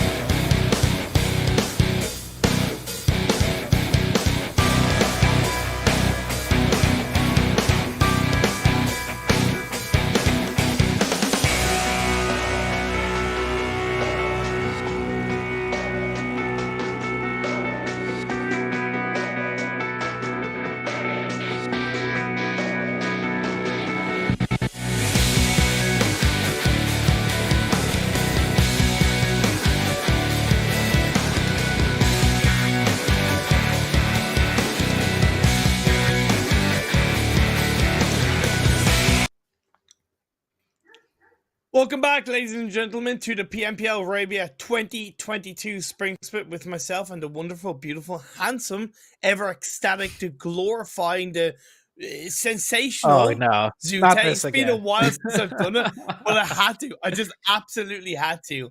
Let's get everything out of the way in terms of the socials. Join in on the conversation with the hashtag PMPL. Follow YouTube, Facebook, Instagram, Twitter, and of course even TikTok, and let us know who you're supporting, what teams you're enjoying. Let us know how handsome you think Zute is, of course. And yeah, just you can just join in a conversation with the hashtag PMPL, because it's super important that, you know, get the conversation out there, have some healthy talk and all that jazz. And you can do that with your Oppo Reno 6, official sponsors of the PMPL Middle East and African Esports of 2022. Upgrade performance and upgrade your fun. Celebrate your winning spirit with the brand new Oppo Reno 6 series, the design smartphones for the PUBG Mobile MENA Esports of 2022. Okay, so that's the kind of, you know, the everything out of the way. Let's have a look at the overall rankings after 2 games, Zute. Yeah, so after 2 games, some teams have played both games, some teams have only played one. So of course, one thing you want to pay attention to is the matches played. But KAMIKAZE, you know, with 1 match played in the top 4, definitely sitting quite comfortably. Rod right now overall after 2 games in, 39 points. So everyone pretty much on the front page looking okay, except for maybe YaLLa with 2 matches played and only 11 points. But of course, you know, further down the leaderboards, you're going to see some teams with 2 matches played with single-digit points. Now, those are the teams that should be really worried as far as how their regular league week is going. I still have to point out, though, Mind Weapon iKURD in the top half with only 1 game played, considering they didn't qualify for the Super Weekend. It's really positive. So unfortunately, we don't have the second page of the overall standings to at least visually show you, but I can, through the power of my second monitor, at least, you know, talk about what we have in terms of the second page of the overall standings. And as of right now, it's not looking good for headquarters. 0 points in 2 games, but Nigma, they only have 1 point in 2 games. Just have to put it out there. And Twisted Minds, actually, yeah, if I'm looking at this correctly, Twisted Minds only have 2 points in 2 games. Now, this is a team that came into the Super Weekend looking pretty good. I believe they finished like 5th overall. A team that, you know, really, you know, get a lot of eliminations, take those early game fights, and to see them struggling in this league week so badly, it might be more so of a confidence thing where it's like they are aware they can make it in the Super Weekend and maybe they're trying something different, so to say. Maybe. A team of their caliber, I don't think they're too nervous. Not yet, anyways. I you worry as we make it into this 3rd game of the day that with Twisted Minds, and I'll ask Grokus, of course, because I'm in general communication with him, but I'm worried if maybe the pressure is getting to him as an IGL. He's not massively experienced as an IGL, so that would be something that of course can play into the team's performance. Luckily for them, they're not playing in this 3rd game of the day. Group C are out of this game 3. That's NASR, Twisted Minds, Team Rad, and 4K Esports. Yep, those 4 teams are sitting out. So headquarters once again playing for a 3rd game in the row. Nigma Galaxy playing their 2nd match of the day, and they only have 1 point so far. So they definitely need to tighten things up. We saw this though out in Nigma Galaxy in the Super Weekend. They can start off extremely slow, and when they really need to, they can ramp it back up. So ramping it back up to a top 16 overall, I'm not too worried for the Nigma Galaxy side. And this playing path, I didn't really touch on it, but it is creating some interesting splits on that western side.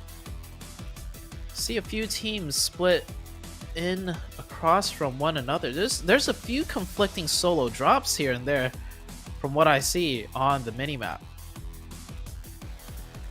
Yeah, 100% KAMIKAZE kind of getting involved a little bit. I know they normally drop in around Gaka, but that's really not as... I wasn't expecting them to be so heavily split. Stalwart UAE, they normally see. And then, yeah, headquarters with Revolution. I think because NASR Esports playing in this game, both teams had the same idea about school and apartments being open for the taking, and we're seeing the action come down. Unfortunately, not looking good as Alhazi is going to use that shotgun and blow it up into the face of one of the headquarter players. YaLLa is inside the swimming pool on his own. Oh no, headquarters down to 2 members already, and this player looks extremely isolated. His teammate nowhere close by to be able to support him. This headquarters team, oh man, just really falling apart here.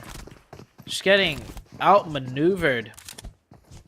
The only credit I can really kind of give to headquarters right now is, like, at least in that fight with the shotgun, you saw the player try and jiggle back and forth to bait out some shots, and he just runs straight in immediately. But still doesn't change the fact he got absolutely demolished by that shotgun shot. And enemy, last one up for headquarters. I don't know what's worse, getting 2 0-pointer games in a row, or in your third game, your comeback game, so to say, you're down to just 1 player at the very beginning of the game, and it's not even 4 minutes into the match. Like, what? Like so when they get eliminated with 0 points, the team is like, okay, we could talk about it, we could walk away from the game, we could, you know, take a little bit of a breather. But when you lose 3 players at the very beginning of the game, you can't really, like, just be like, well, good luck, I'm gonna go and relax for a bit, because at least I hope that's not what they're doing. I hope they're at least, you know, be the case. No. Yeah, I hope they're at least watching their last player live, you know, just talking, going over some strats, like just having some sort of like mental, you know, reassurance. But you don't get to do it from the piece of like being out of the game. You still see your solo players still left alive. Definitely. And eventually you kind of know that they will eventually go out too. So I don't know what's a worse feeling, to be honest. Well, I would still say going down early as a full squad is the worst feeling, because when you have 3 players go down really early on in the way headquarters have, I think that is an opportunity for, as a team, to band together behind that solo player, right? Okay. You know, to not leave the game and be like, oh, I'm out here, right? In a frustrating manner. It is a really good moment to be able to go, okay, with you, enemy. We're with you until the end. You're the last one alive. Let's do what you can do to give us a couple of points. Right? And I think that's a potentially really good positive to help them as a team, and to help at least stay unified as a team. Yeah, it could go both ways, though. It could also be the situation, which I've had happen before, where your 3 teammates are just kind of watching you play in silence, and no one... Oh, well, just as we say that, headquarters is completely eliminated out. So, there goes headquarters. So, I mentioned this earlier. It's do or die for the 4 teams that don't make it to the Super Weekend. And you counter with, yes, but not necessarily, right? There could be a chance where they just have one really good Super Weekend, and when we see teams kind of pull it off from time to time. But with the way this headquarters team is looking, just like mentally, just I'm not even playing right now on the headquarters team, and me watching them, I feel demoralized. I can't imagine how it feels for them, for the players right now that have worked so hard, by the way, for everyone watching to get to this stage in the first place. Like they practiced day in, day out to make it to the PMPL stage. And it's not a shoe-in to get in here to compete at this level, and to look like this, it's doubly worse for them. So I can't imagine how they feel right now. Man. Anyway, either way, kind of enough about headquarters, because you know they've had our attention. Now they're out of here. We need to focus on what the other teams are doing around us in this game number 3. The Mind Weapon iKURD looking for a couple of cheeky shots onto a few of the RTG players.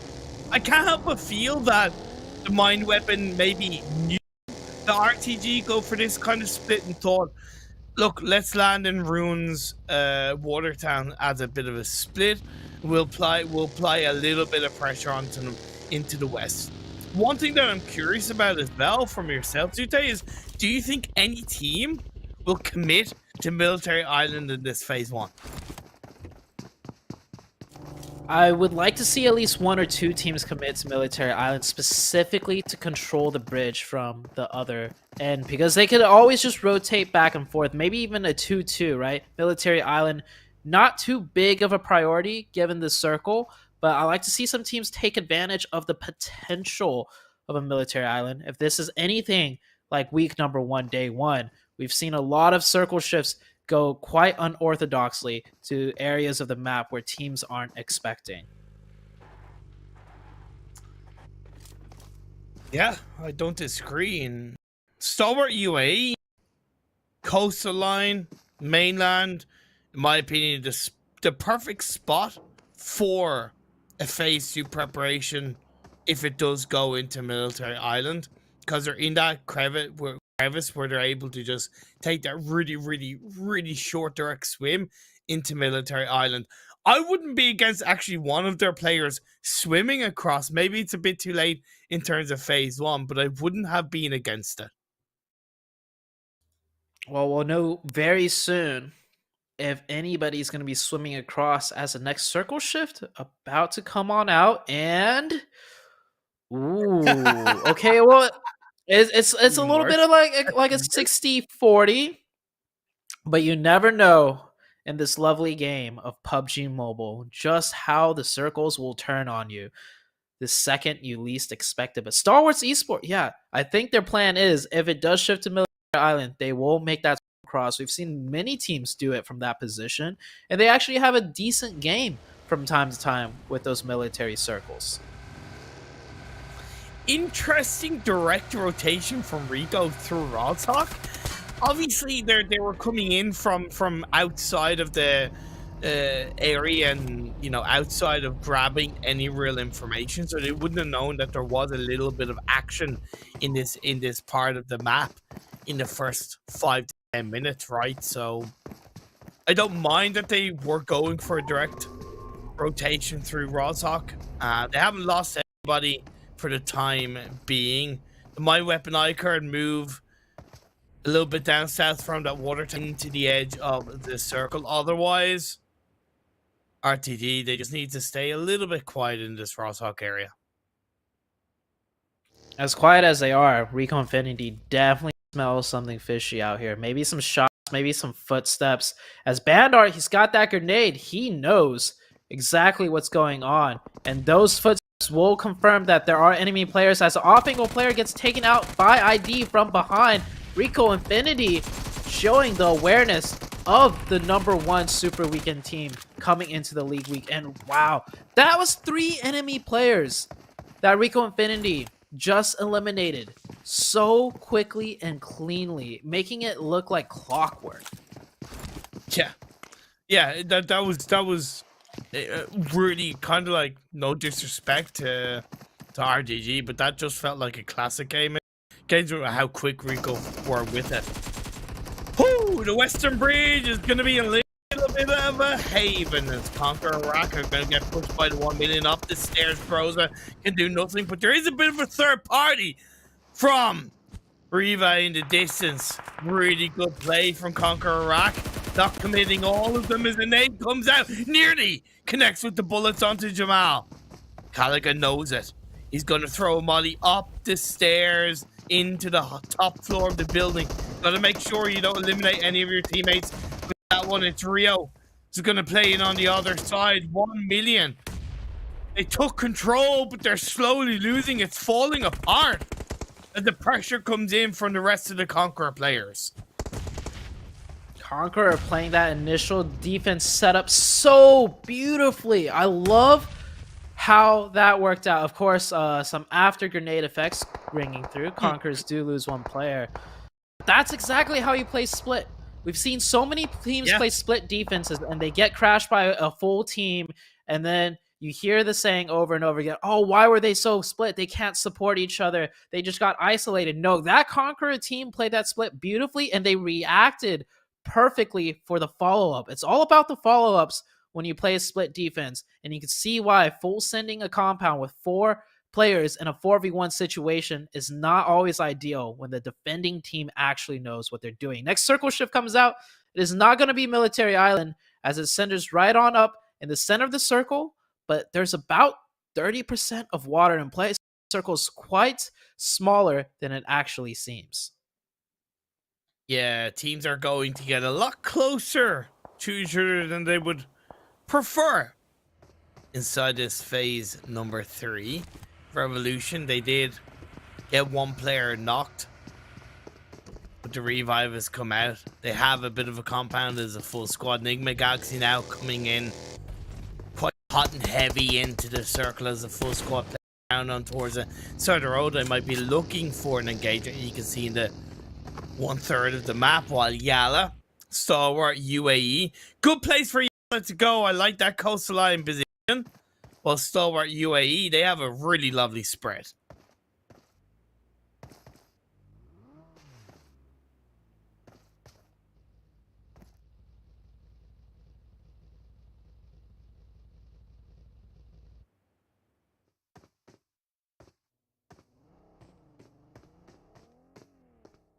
Okay, It creates more of a buffer zone. Oh, you're there. You're there. Yeah, I'm back. Yes, I am back. Had some background noise, forgot to unmute. But yeah, YaLLa playing in a nice position like you mentioned, but Stalwart Esports split looking even better. And if anything, YaLLa kind of helps Stalwarts out with this position here. They create more of a buffer zone on that western side of the ridgeline. So it's kind of 2 teams defending this shoreline side and not just one. So Stalwarts, they have a less chance of being crashed and full sended as long as they keep that YaLLa side at. And I also like the fact that Stalwart do have 2 players inside the compound that's just shy of that coastline position by the side of the road. The warehouses per se. Not warehouses, I forget what the name of the building are, but my point is I think it's good that they have 2 players there. The northern side of the circle, just outside of Potato Hill, you have the mine weapon iKURD. You have the members of K12. They're going for a very heavy split with 2 or 3 of their players on the more eastern edge of the circle. And then Ramp is coming down that northeastern Potato Hill area. While Rico Infinity, they're shot south of the mine weapon.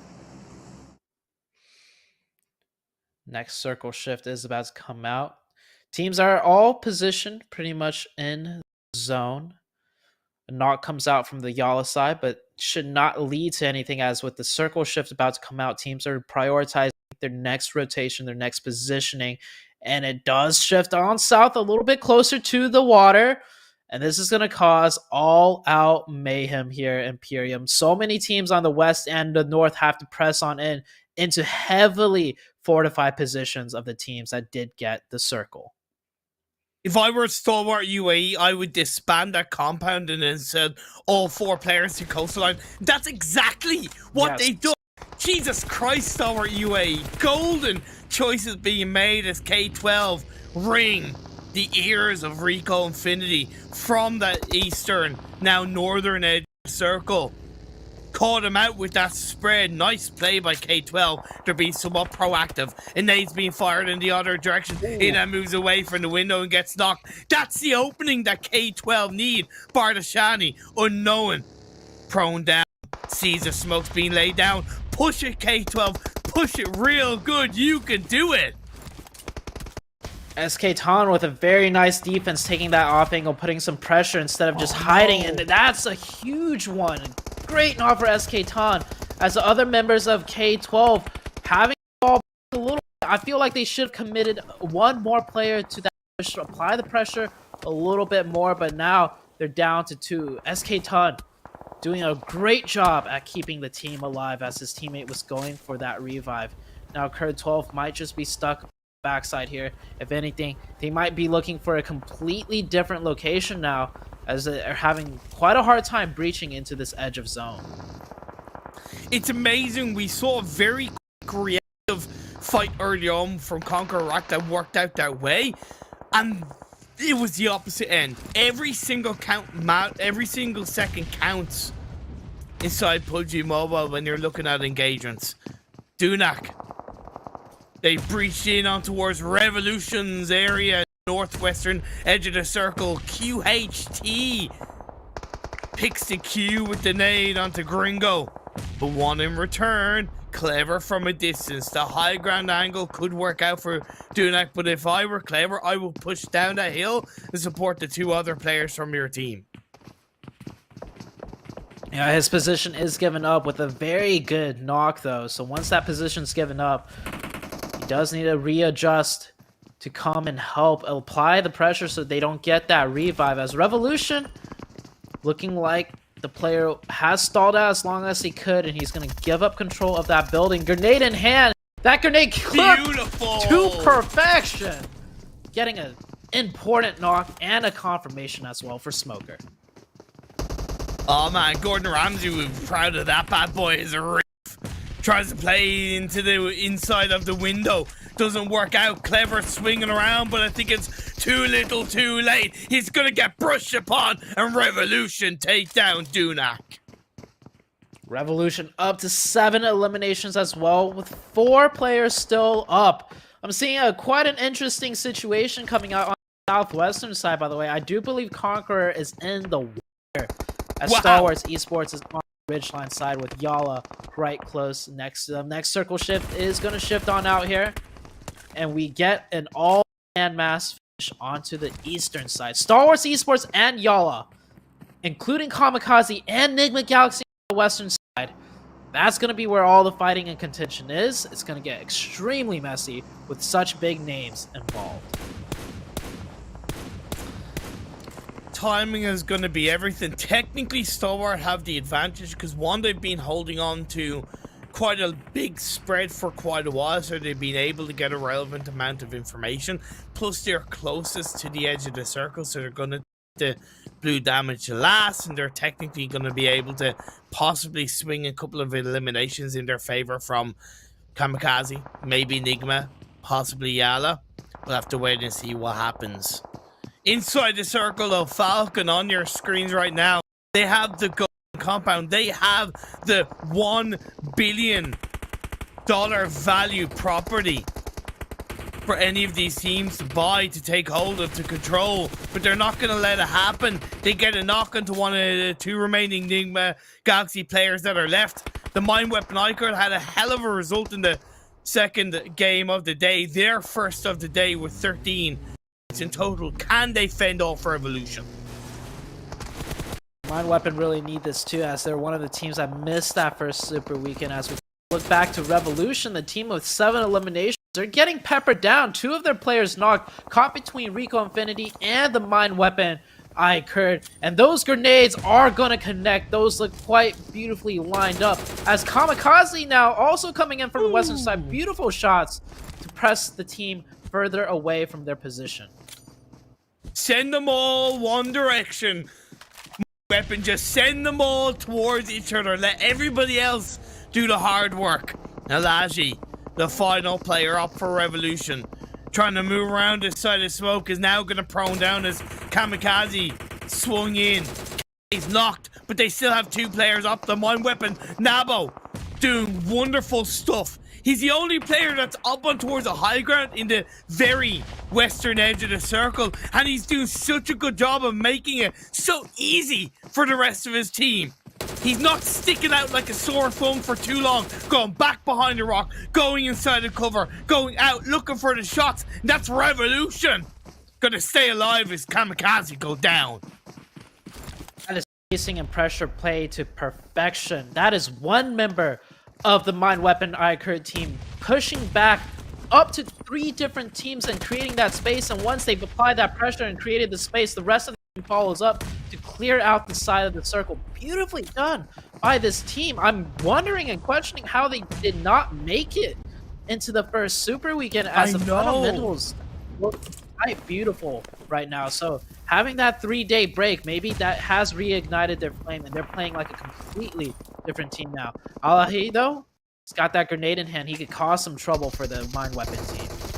Oh, nice prone down drop shot coming through. Osama. Oh no, Nabo gets knocked. It's a 2-piece. But Revolution, luckily for Mind Weapon, they go down, and the Mind Weapon should be able to stay alive as a full squad. However, as the Necker circle has popped up and it shifts over towards the northeast, have Rico Infinity smelt an opportunity to strike while the iron is out. So far, no good. SK Ton once again. Some beautiful shots right there. Oh, as 963 take a fight with Falcon on the southern side. It's a full-on breach. Crash, baby, crash. 963 up the stairs. And they being cooked up. Falcon, they're trying to hold on. It's not looking good. I think it's just Yusef left on his own. He does get a knock in return. It's going to be good, but how long is he going to be able to last for? Stalwart UAE as well throws a nade inside the top window and connects onto Falcons. They go down. 5 teams left, 16 players. The Mind Weapon iKURD, Rico Infinity did take the opportunity to strike and out of here. That was a huge reason for 963. They were actually down to that 1 player as that Stalwart grenade rained in and finished out the opposition they were fighting. 963, they know Star Wars just had rotated in here, but there's a team of Triple D on the top side. Some beautiful shots, knocking 1, almost getting a second, and actually going for the confirmation potentially, and just a few nades, maybe some smokes, maybe some cover for them to break into the next zone. But Nigma Galaxy on the western side setting up a nice crossfire for the Stalwarts team. I don't know how Nigma Galaxy are still alive. That's absolutely crazy, especially as a duo. I think it was like 5 to 7 minutes ago, one of their player was actually knocked down. But he must have gotten revived up as we saw all the action go down. 963 are going to be facing the brunt of the blue zone, plus a beautiful molly by Van Kid. Puts it down to just Trippy left on his own. He goes in, but Stalwart UAE, they have the better job done. They played into the side of the shack, and they were able to use the circle to their advantage. As the next one pops up, it centralizes our final 3 teams. Nobody is in the circle. Triple D, by the way, one of the teams that did not make it in the Super Weekend, having their standout game of the day right now. It's up to the top 3, and Triple D's got 4 alive. They can make something happen here as Rico Infinity with a man disadvantage at only 3. But Triple D have the longest ways to go to make it into zone, as Rico Infinity and Nigma Galaxy both have the zone closer on their side of the map. So glad you pointed about Triple D, because even in game 1, their first game of the day, they got 8 points in total. So they missed out on the second game. That technically means it's 2 good games in a row for Triple D Esports, as they want to solidify themselves as a team guaranteed to qualify for the second Super Weekend, take a bit of pressure off them leading into the second day of League Week 2. Nades reign supreme as SK Ton connects beautifully on the safe. That's going to be the port to call, but here's the thing. Here's the thing. Nigma Galaxy, they're there, but Triple D down to just one. Jamas can do nothing. Gets out of the boogie, looks for the shot on the Ada, but Ada backs away in time. Swinging on through. Oh no, he gets run over. Flat as a pancake. Two teams are left up. Nigma Galaxy going up against Rico Infinity. I'm a little bit surprised that Nigma Galaxy didn't look to take advantage of that engagement, and it means that Rico Infinity can focus solely on the final opponents in front of them. Two global championship teams in the top two of Game 3. That was absolutely disgusting what Rico Infinity just pulled off. They moved so fast, so quickly. Nigma Galaxy couldn't even react to that, and I love how they did it because they couldn't push on foot. Nigma Galaxy would have had sightline, so instead they just used the vehicles. But hold on a second. SK Ton, one of the top players for Rico Infinity, goes down. We're down to 2v2, down to a 2v1 as Bandar lands a perfect grenade onto Lord. That trade was so important for Rico Infinity because losing that off-angle player so valuable. But in the end, it just doesn't matter. Rico Infinity get the job done. They close this game out, and they're the chicken dinners for Game 3. That's the first place Super Weekend team that I like to see. That last play, of course, Triple D stacked up a little bit too close right there. It was grenade after grenade, a 1, 2, 3, and I bet you the comms are ringing out. I knocked three, finished them off, and players just hopped in their cars. And the awareness to realize the call to finish off a team and not to just run up to their face and get crossfired by Nigma Galaxy, but every player on the team realized in order for us to finish them off in this situation and this type of end game, this zone, we use our vehicles. So no mistakes were made. That is a perfectly executed play that in the reality of the situation, not able to communicate. No, don't go, use your cars. It was just instinctively known by the players because they're so veteran. And at the very end, I want to point out, Nigma Galaxy, it looked like they were going for a point confirmation rather than player holding down the 1v2. That was actually the right play because if he didn't go for that, his position would have been pinged out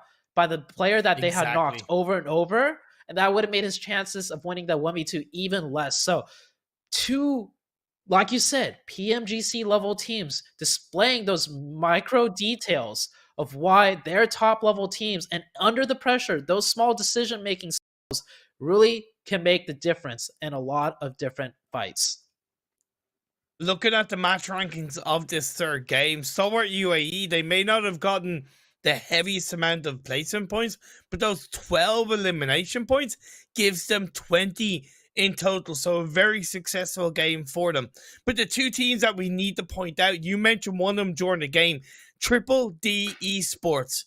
8 points in first game of the day, 17 in this third game of the day. They're second. That's a hell of a start for them. And Mind Weapon iKURD, that's two back-to-back strong results. That's really good for them in terms of confirming their spot in the second Super Weekend. All this means for the teams, quite a few teams that didn't make it in the last Super Weekend are having a strong start. That just a team potentially that did make that last Super Weekend won't make it into this one. Taking a look at the second match rankings, of course, we have to mention headquarters. Just this is 3 games in a row now. And unless they get a chicken, I feel like even if they get an okay game of 5 points, 6 points, that's not enough to cut it. So the next time I want to see headquarters anywhere points-wise is if they're in the top 3. Otherwise, it's pretty much done. KURD Esports also getting a 0-point finish. But KURD, by the way, did make that last Super Weekend, my mistake. But they finished in 16th overall. So for the teams that didn't do too well with the potential of not making it this Super Weekend, so teams are stepping up, they got to be careful as well.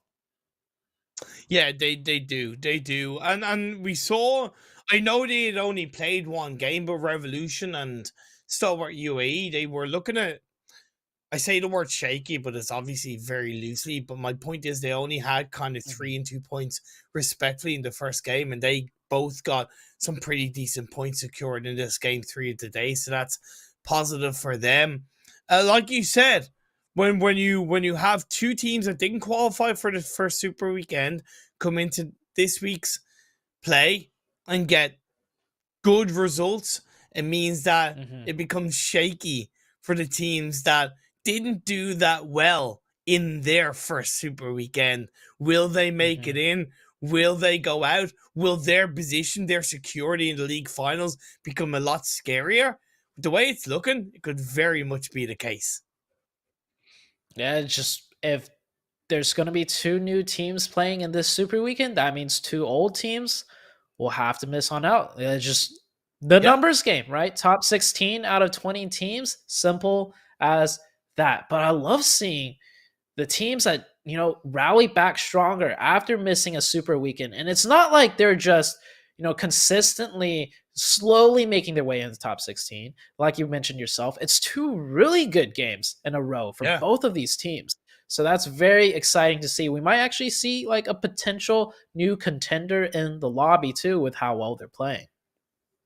Yeah, it's just that kind of big cushion coming into the second day of league play. I was really happy to see how Stalwart UAE played this, and I really see shades of kind of the Stalwart Mongolian side and how Stalwart UAE are kind of playing these games. Because I highlighted how they technically had an easier job playing into that big circle shift that went up towards the northeast. And they did that, right? They crashed in, they helped third party, but then instead of pushing in onto the same compound as I think it was Revolution, they went across the road and they were like, okay, we'll get across the road, we'll get into the circle and we'll just drown them out that way. And it was such a well-played maneuver from them. Also, CONQUEROR Iraq, by the way. This team finished in 6th overall in the Super Weekend, so definitely a team that did quite well. But the more I get to see them play in this league week with their way they play, their fundamentals, right? It's looking like a very promising team that just over the course of time will just start to lock things down better and better. So I'm keeping an eye on this CONQUEROR team. Absolutely love the way they play and what I've seen out of them so far. Yeah, this is towards the tail end of the Oppo moments. I don't think it was Revolution. My apologies when I talked about that previous moment. But we did see the Mind Weapon iKURD. Specifically, a solar player, Cuspin on the ridge of the hill, was on point. I feel a little bit bad for them because I think if they had cleaned up that last player Revolution a lot easier, Rico Infinity would have been maybe less inclined to massively third party. But it is what it is. As this is the final moments of the game. Rico Infinity clean things up. Rico Infinity in dominant fashion. They worked all the way from the north. I remember you mentioning, interesting to see how they're rotating straight through Rozhok. Well, they took a fight in that Rozhok area, cleaned out 3 eliminations quite beautifully. And ever since then, they've just been working their way from the north, edging on down, taking multiple fights. And with the 3 players up, they managed to mitigate a lot of teams pressuring them and just playing just like a well-synergized team. And that's what you like to see out of a PMGC level team. They're just able to have their way in these lobbies that are just technically lower skilled and make it look so easy. Exactly. Couldn't have said it better myself. But I can say this a little bit better. We're going to go for a break. 2 more games left. Don't go away. See you all in a minute.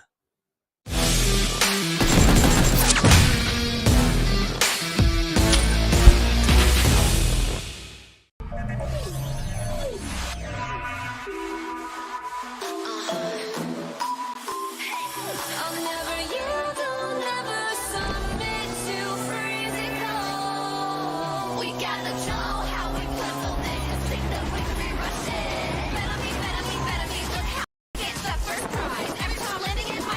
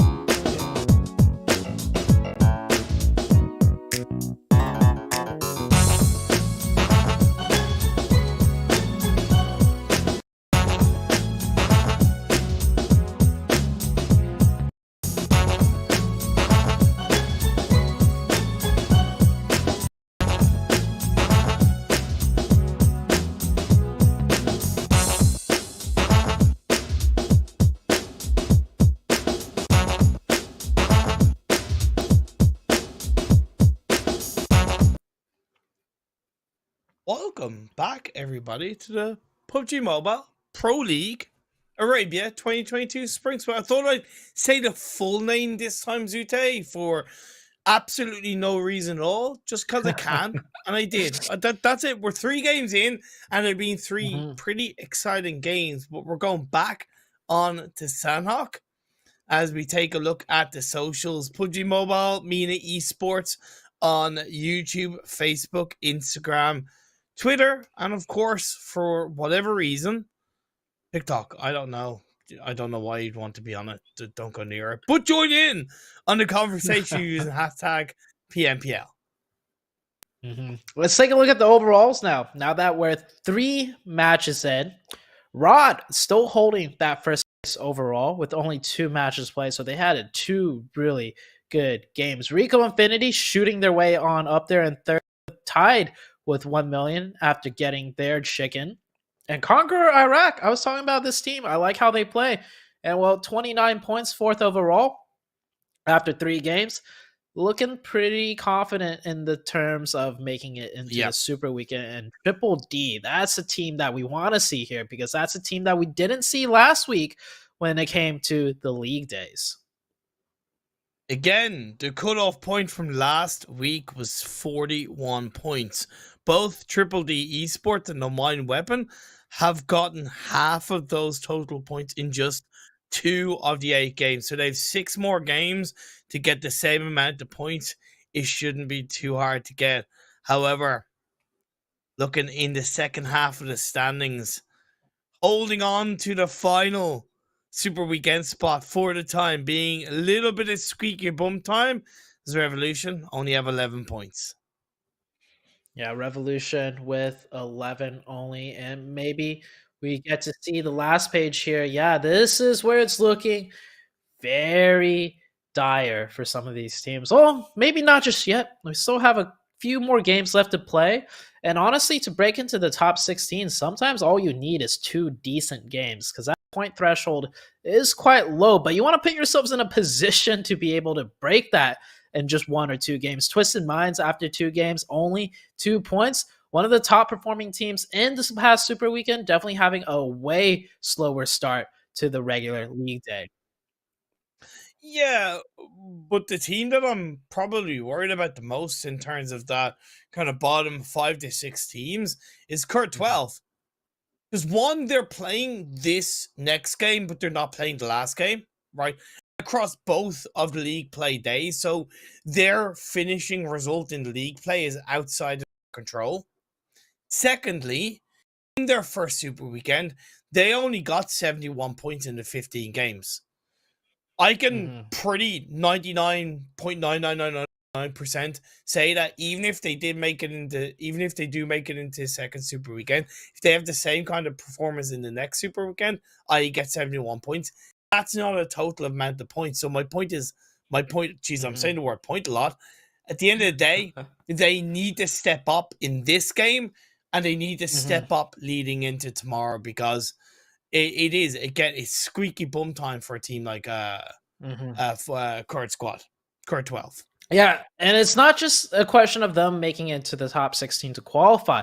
It's how well they do in the league stage, right? Because for teams like the teams that struggled in the last Super Weekend, they want to clean up their game and do better in the regular league week to kind of show improvement to bring it into the Super Weekend. For some of the top teams like Nigma Galaxy and some of the other ones, they could honestly do whatever they want in the league week, just make top 16, right? So it could be experimenting something new, trying new strategies. But for teams that didn't do well, they need to show out in the league week so they could get prepped to show out in the Super Weekend. And speaking about showing out, we're going to show you guys another nice, beautiful match of Sanhok coming right up on your screen as teams start dropping out of the playing path. And I'd like to highlight already, a hot drop fight in Cow between 2 teams. Can't quite make out who they are. I believe that is the Mine Weapon KURD going against KAMIKAZE. Ooh, this should be interesting. I would definitely put my money on KAMIKAZE. What's your take? No, I want to put my money on Mine Weapon iKURD just with how good of the 2 games they played overall. However, when you're looking at like a hot drop and Compounds, it's hard to absolutely see what's going to go down. 4K do have Pydan all to themselves. On a side note, the phase 1 has popped up and is on that northern side once again, so it's a similar phase 1 compared to what we saw in the first Sanhok game of the day. Extremely similar. Many of these teams did play in that Sanhok match as well, so they'll have a much better idea of where teams will be positioned throughout the game. Namely, Nigma Galaxy. If the circles shift out in a similar way, I do expect them to have a much better finish this time around. Oh, I don't know if you noticed that from that of KAMIKAZE, but he's actually swung, or swam, should I say, around on the side and could be looking for a bit of a backstab on one of the Mine Weapon iKURD players. I do like the spread of Mine Weapon though, and they have the roofs of these buildings that they're able to utilize. They're just playing this extremely slow, as in the kill feed. Nigma Galaxy actually getting a knock onto Twisted Minds. So a slow start for Twisted and an even slower start right now on Sanhok, as one of their players is knocked and potentially will get confirmed. But right now, this fight here in Cal looks to be a slow one, as that flanking player that you mentioned did swim around, yes, but they need to swim around and pick up some loot. So they're currently looting that northern port area of Cal, but they will come into play in a little bit. And Twisted Minds, or not Twisted Minds, sorry, the Mine Weapon, I heard, adjusting their defense, or maybe adjusting their aggression towards that northwestern section of Cal.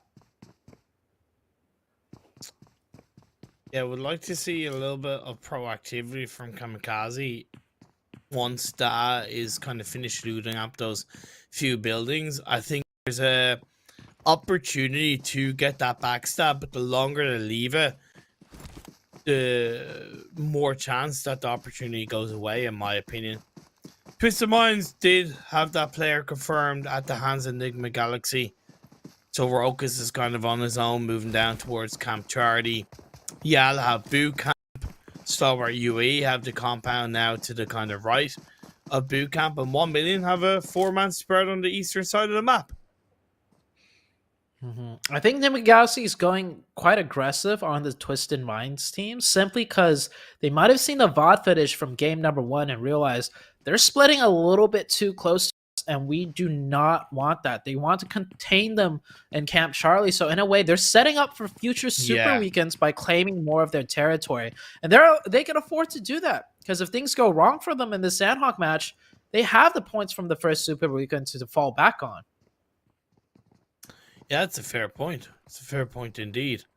On a side note, if you didn't fully get it by now, Group B are not playing in this game. So RG, Dunak, CONQUEROR, and Headquarters all not participating in this third game of the day. Still a bit of a standstill between the Mine Weapon iKURD and KAMIKAZE. And honestly, I don't get why KAMIKAZE are trying to disengage. That isn't really going to get anywhere to support them and get some kind of engagement. Okay, he's making his way up to the kind of the top of the hill now, but timing. You're 5 minutes in and you still haven't made a movement. It's a little bit poor in my eyes, despite the circle being in their favor. Yeah, they could just disengage and prioritize more of the circle, as the center part of the circle is further south, and KAMIKAZE control the southern side of Cal. But in a sense, they might also want to fight for Cal to claim this territory in future matches, especially coming into the super weekends. And KAMIKAZE, well, they also are a team that did extremely well last super weekend, finishing second overall, even better than Nigma Galaxy, actually. So they could just take whatever fight they want, and in a way, with them playing so slow and passive, it kind of annoys the other team, right? And it might even deter them from dropping there in the future, even if they win. Okay, that's an interesting perspective. but also get into the heads of the opponents when in this isolated instant, because if they're not really making a move, making any noise, the mine weapon could be naturally a little bit more of a team that's reactive rather than proactive. And if they're not getting anything to be reactive from, yeah, that could also annoy them. Yeah, from competitive experience, the worst thing to do when you're fighting with a team for a hot drop location is fighting the team that makes no noise whatsoever and just extremely difficult to deal with. Even if you win those fights sometimes, it's demoralizing because if you know they're going to come back again and they're going to play that way again, and you have to spend another 7 to 8 minutes every drop to finish them off, you might just give up that spot to begin with if you really need the points. And as far as needing the points, KAMIKAZE, they don't need the points. They could play however annoyingly as they possibly want to deter the team from dropping there in the future. The big difference, and this is what I kind of low-key love about the league stage and the league week stage, should I say, and having the 20 teams and split into different groups, is Rico are playing a much different game compared to the previous Sanhok game where they weren't playing, and I forget who it was that dropped in Paradise Resort, but Rico are being a lot more proactive and having a controlling spread on that western side of Paradise. And I think YaLLa didn't take that into account fully as they played onto PMPL. Now, they haven't lost a player, but they did suffer a knock. And I don't think that would have been the case in game 2 because Rico weren't playing in that game. Yeah. So the alternating groups are already coming into play, coming into effect here, as we're still looking at this fight in Cal. Teams have kind of readjusted their positioning. Mine Weapon are trying to be proactive with their movements with clearing out, but the team of KAMIKAZE just being so difficult to deal with. They just keep readjusting their defense and kind of hurting the Mine Weapon like cattle right now. Not to say that the Mine Weapon's at a disadvantage, but it's like you could kind of see the frustration right now. And finally, the first opening goes through, and it is the side of KAMIKAZE that will get that first opening. You could say they got into the minds of the mine. Yes, I said it. I went there. But indeed, you're dead right about the analogy. They did herd Mind Weapon into a bit of a corner on that more western side of Cow, where there's a bit more water, there's a little bit less of an exit potential. Either way, phase 2 pops up, my friend, and it centers up quite nicely.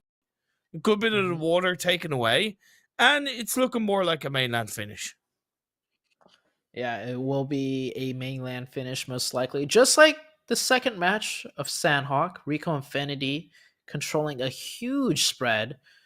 Just, the domino effect of if they can pressure out YaLLa and a few other teams, that'll congest the southern side so much, and they might end up coming out huge as a grenade from the Mind Weapon. Osama right there, and that grenade's gonna confirm probably. Going aggressive, Nabo jumping out the window, not getting the best of that, as is with a beautiful drop shot, and it's down to a 1v2 situation. Oh, it all started off so good for the Mind Weapon. Prepare for trouble, and he made it double with that nade double knock. But in the end, it was a push solo, and it went horribly wrong. Ali's left in his own, in through the window, is forced to go upstairs as the confirmations are played out. That is still knocked down. He could get revived up. Ali looting up a little bit. I don't know what he's looking for. Maybe he's looking for a miracle inside that loot crate. He might be able to find it. Goes back down on towards the outside. Then in up to the upstairs area.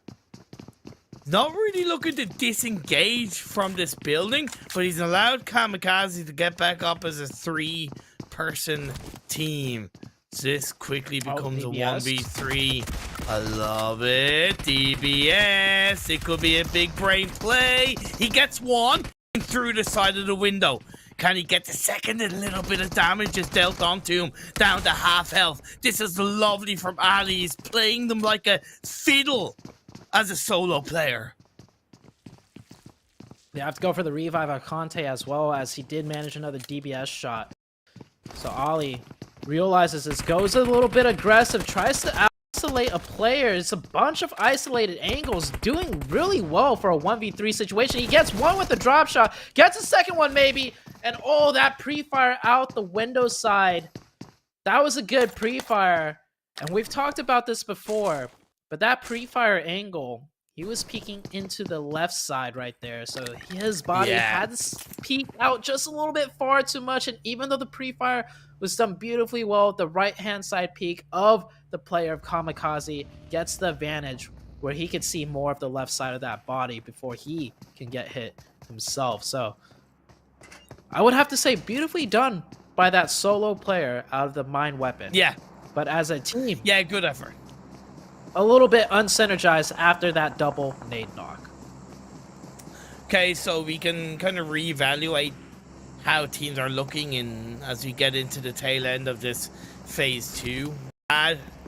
Stuck to the coastal line off the back of what was a successful rotation in the first Sanhok game of the day for them, but it's not really working out as well this time around. Triple D, who weren't in the first Sanhok game, moved down to boot camp, which I think is a little bit interesting. And then Revolution, they have a 4-man spread on the north.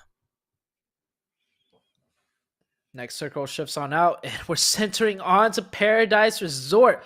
I want to see Rico Infinity simply because they can to hold that split. One more circle. And I want to see the domino effect that it will cause for so many of these other teams. And realistically, it's not even that difficult of a split. As far as a PMGC level team, it's not. Yeah, as far as it goes for a PMGC level team, it's not. It's a lot of high ground hillsides with very long sidelines, and it being TPP, it could be easily doable. We actually see them readjusting just a little bit, so we'll tune back in later to see how it goes, as all the teams on the southern side have to rotate on up north, and there's going to be a lot more conflicts coming out on the south side.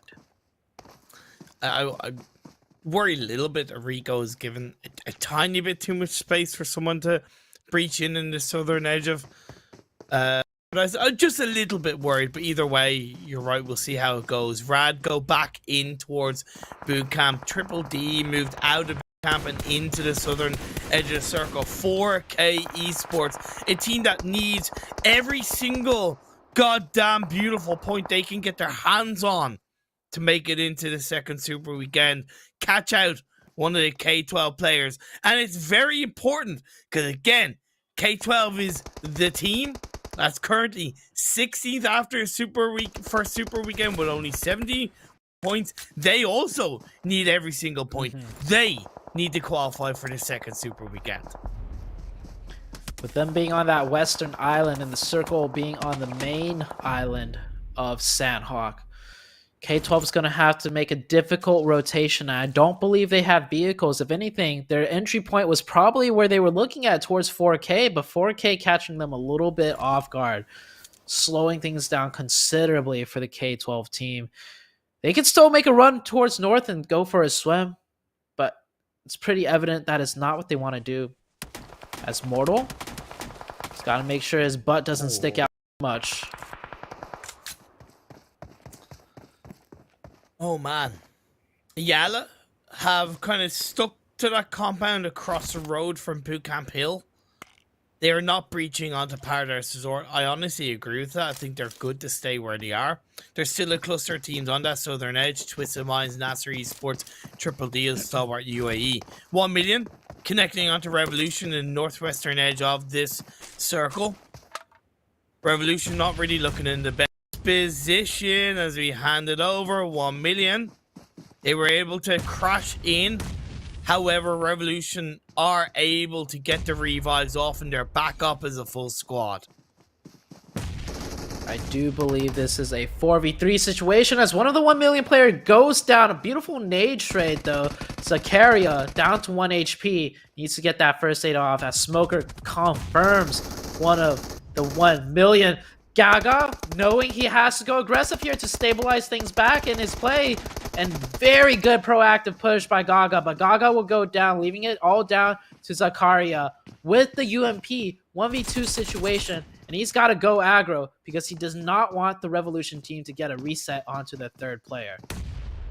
Prene comes in, takes Zakaria down to about 20 health. Great play by Smoker. It slows him down as the final player. He's going to go back behind the wall. He's forced to, but that's going to be a free nade play, possibly. Not quite. Revolution. They're going to go for the revive. Zakaria, for the time being, has a little bit of time to think about what he wants to do. He's cooking up a nade. The next circle, by the way, the blue zone is about to close in. It did shift over to the northeast. The circle's now on the northeastern side with Paradise Resort on the southern side, just barely in zone. Well, actually, the entirety of Paradise is in zone as Twisted Minds go down very early. Once again, 0-point finish. Revolution trying to finish out this last player of Zakaria. Zakaria just playing back and forth. Goes for a drop shot, but will get taken down and surrounded. Rico Infinity on the Paradise Resort side. Looks like they are going to decide to hold this down as so many other teams congregating in on the south side. I think Triple D and YaLLa kind of connected a little bit with each other. Now, YaLLa still up as a full squad, but Triple D did lose 2 players. Stalwart UAE not really looking in a good position as NASR are able to breach into the southern edge of Paradise Resort a little bit quicker, and Stalwart UAE most likely will pay the ultimate price. Rad, they're just fighting with the blue, a couple of first steps, and a hell of a lot of bandages for Delhap. 2 of his teammates are a little bit further forward. It's a Abood, turns to his side, looks for one of the Rad players, but it's gonna go down. Stalwart UAE, they crumble in Sanhok. UAE eliminated quite early. NASR controlling the southern side of Paradise, looking to gatekeep so many of these teams out in the blue. You have Rod, you had 4K, you have some of the Nigma Galaxy team still trying to make their way in. And on the southwestern side, you got 3 teams getting into engagements. Just to make things worse, you get a hard shift across the road to the northeast. Now everyone on the south has to run and make that crossing in the opening, where it's going to be an absolute bloodshed. It's not going to be Papa Blue. It's going to be Papa Red Zone with all of the blood that's going to be spread outside of this circle. YaLLa trying to defend Triple D, looking for a bit of a third-party opportunity, but it's only Humam, I believe, on his own for the side of Triple D. Baker. Will the revive be able to play through onto Bumba? I don't think it's even worth it. Time's ticking. It's a little bit too late. The time is up. Your time is now. Nobody's John Cena here, so you can't see me indeed. YaLLa Esports Faker. Is he going to try and go for a bit of a heal shot? I can't see it working out. Players getting taken out to the blue zone in the kill feed as well. KAMIKAZE on that northwestern side. They have an easy way in with that circle hard shift, but can't say the same for these other teams. Rico Infinity trying to balance out gatekeeping while still making the cross themselves with ample amount of time. And it's always difficult when you have players shooting you from behind the blue while you want to break into the circle yourself. SK Ton, this player out of Rico Infinity, always catches my eyes, always seems to know where to look and which position to be in for his team. And speaking about which position to be in for his team, they get the zone bless on that hard southern western side split. And SK Ton, this guy, he does not care. He will stand tall, stand strong, and he's still taking shots all over, looking every which way. This guy's unstoppable right now. He is built different as he gets one on the Hamco. Hassan is now the final player of NASR Esports. He's He's running across the road. Uh-oh, you've been spotted. Target acquired. Another one for SK Ton. And in the meantime, he's going to be able to get the revive onto Prestige. We saw last game when they had 3 players and one of their players got knocked. It was SK Ton that kind of saved the fight by being proactive, taking a little bit of a risk, but landing shots so mechanically clean. And that right there, to be able to have the confidence to peek up and down, switch angles back and forth on a map like Sanhok and control it so dominantly, that's a telltale sign of a very experienced star player. Oh my god, but NASR aren't done yet. They survived as a duo. Falcon Esports had this circle for quite a while, but that shift going down the southwest meant they had to move away from the comfort of the building. Maybe they just left it a little bit too late. Maybe they weren't proactive enough. Now they're being picked off. One's healing in the blue, I believe, last, followed by Yusuf and Damar trying to fight for an inside edge of circle position. Rico are third partying though. KAMIKAZE go down, 5 teams left. We have Prestige here on top of the rock, controlling that southwestern zone, and the circle does go a bit towards that northwestern side, but it is mostly controlled by Rico. As the eastern side, there's 3 teams still have yet to make their way in, and they most likely clash with each other. 963 Egypt, though, this player is aware of Rico's position. He's got 1 first aid. After that, he's got to make a run for it. But timing-wise, Prestige might just run in the open by the time that first aid finishes. Falcon, another player, goes down. NASR, down to just the 1. There you go. That's the end of 963. NASR feels the brunt of blue plus Falcon, camping him on the side. There's Roof of Nigma Galaxy going for a heel strap, by the way. Back to normality. It's good to see it. I missed it, my old friend. However, this is a back-to-back chicken dinner potential for the members of Rico Infinity. 2v2. SK Ton throws a nade out. It connects. Takes him down to half health. Yusuf goes down. Damar left to his own devices. He hasn't been spotted. SK Ton, a hell of a lot of damage, but it's going to be played on through. Back to back. Plays it through. Swings around the side of the rock on the right hand side. Rico close it out. The back-to-back chicken for Rico. There may not be $1,000 on the line, but they're sure playing like hell that there is $1,000 with each chicken. They're looking ready to go back into that super weekend and making some more moolah for themselves. The back-to-back chicken. And of course, this time around, we got to highlight a little bit more of SK Ton. This player right here. This is the one we want to keep an eye out for on the Rico Infinity team. But not just that, we saw Prestige coming into the mix of things as well as for Rico Infinity, and he had 5 eliminations before the final fights broke out. So off camera, he was putting in work as well. Yeah, for sure. Definitely. Due diligence played out as Rico Infinity capture a back-to-back 26 points in total. I know Team Falcons got second place and it was 6 eliminations, but I do think the timing of their movement out of the compound was a little bit reactive rather than proactive. And NASR Esports, they close out the top 3. Yeah, they had that northern shift for themselves and they had the high ground. If it was another team with a bit more spacing and control, it should have been the Team Falcons to honestly close out that match. But Rico Infinity, I just want to mention, SK Ton, while we were watching him do his work, there were quite a few knocks that went over to the play zone. He did like 99 of the damage, and then the last tick the play zone caught. And so I think they missed out on like maybe 2 to 3 eliminations. I actively counted 2 where SK Ton was shooting a player, and then play zone actually got the final knock. So either way, though, 26-point finish, really good. Nigma Galaxy, well, they needed some points. They weren't doing too hot after the first couple matches. And what better way to do it than on Sanhok via the means of a med strat? Yeah, you do what you need to do. It was also a pretty positive result for YaLLa because they were coming into this day with only a total of 12 points. It wasn't anything monstrous, but I still think it's a positive direction for them into the second half for the standings, yeah, things start to look very scary for Twisted Minds. 0 points, it means that they're going to be in just 2 points in, I believe, 3 games. That's not the best.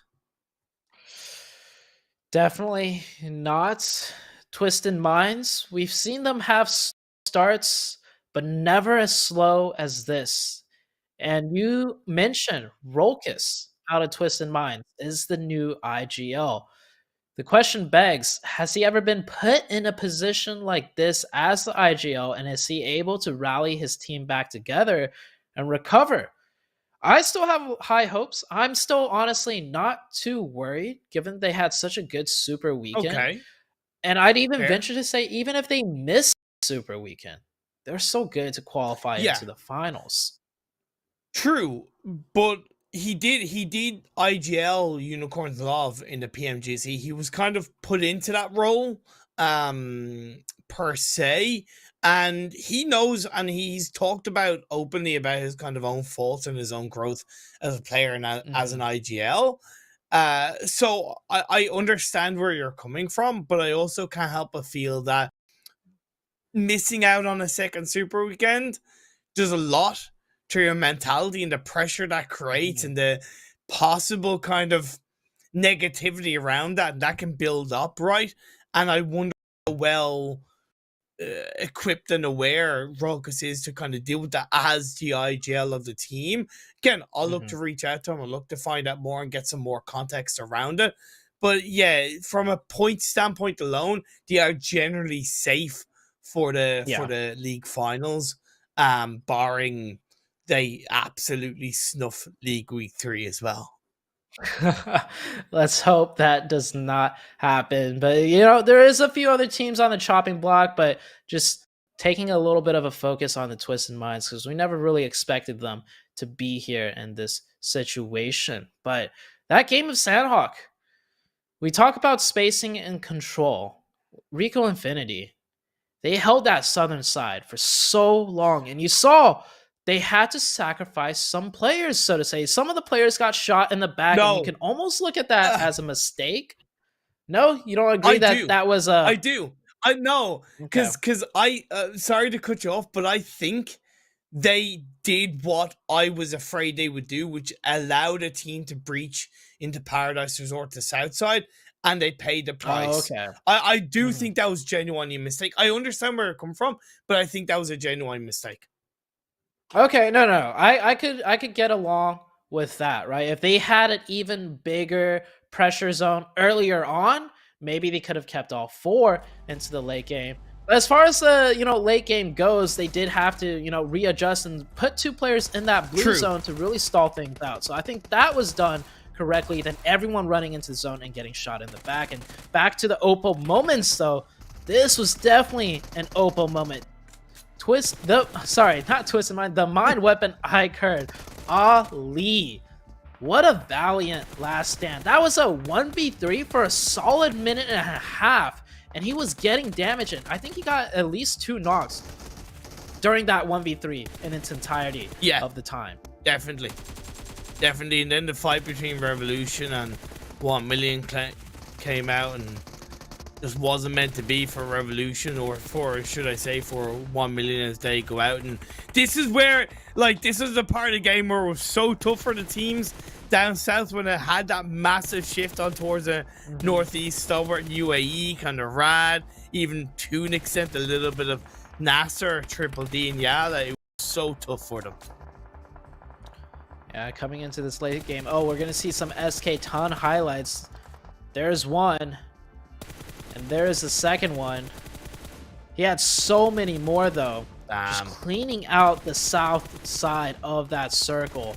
And Falcons from that high ground, yeah, if they were a bit more proactive, they should have been the ones to close this game out. But of course, Rico Infinity, just every single player so deadly on the team. Yeah, it was overall a good finish and a good game for Rico, despite what they say about their criticisms.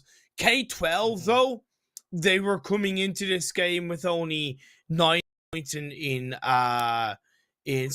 points in 3 games. that was their last game, and I think they finished in like 13th with 1 point. I'm really worried about KURD 12. I'm seriously worried about them. They're going to need to step up tomorrow because, again, they're playing the first 4 games. Their final game, it's going to be out of their control. I definitely agree with that. And we mentioned the teams that had 0 points because they missed the first Super Week, and some of them are looking good.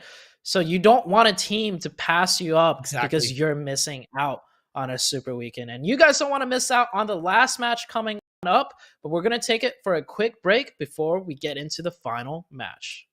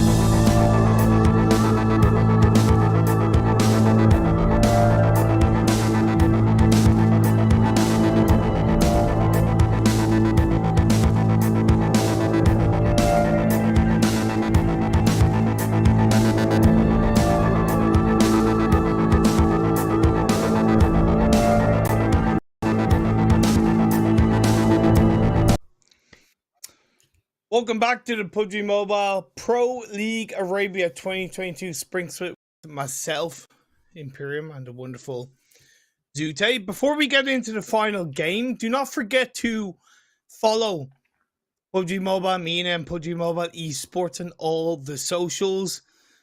Join the conversation by the hashtag PMPL. So that's YouTube, Facebook, Instagram, Twitter, and TikTok. Get active, get socializing, get involved. Zute, one more game to go, my friend. Yeah, we're down to the last match, and I think today has been a pretty great day. We've seen the top consistent teams, namely Rico Infinity, carry that momentum over. Just more so excited to see how much money they're going to win by the time the Super Weekends are over. I'm calling it already. They're looking miles ahead of all these other teams. And then it's also great to see some of these teams that missed that first Super Weekend come out way stronger than we we're expecting to see coming into the league week. And there's also the mix of things of teams that did well in the Super Weekend kind of struggling a little bit. So a lot of questions to be answered. Yeah, and I know it's kind of like normal that it is like that, but it doesn't stop in my eyes being interesting that is the case, right?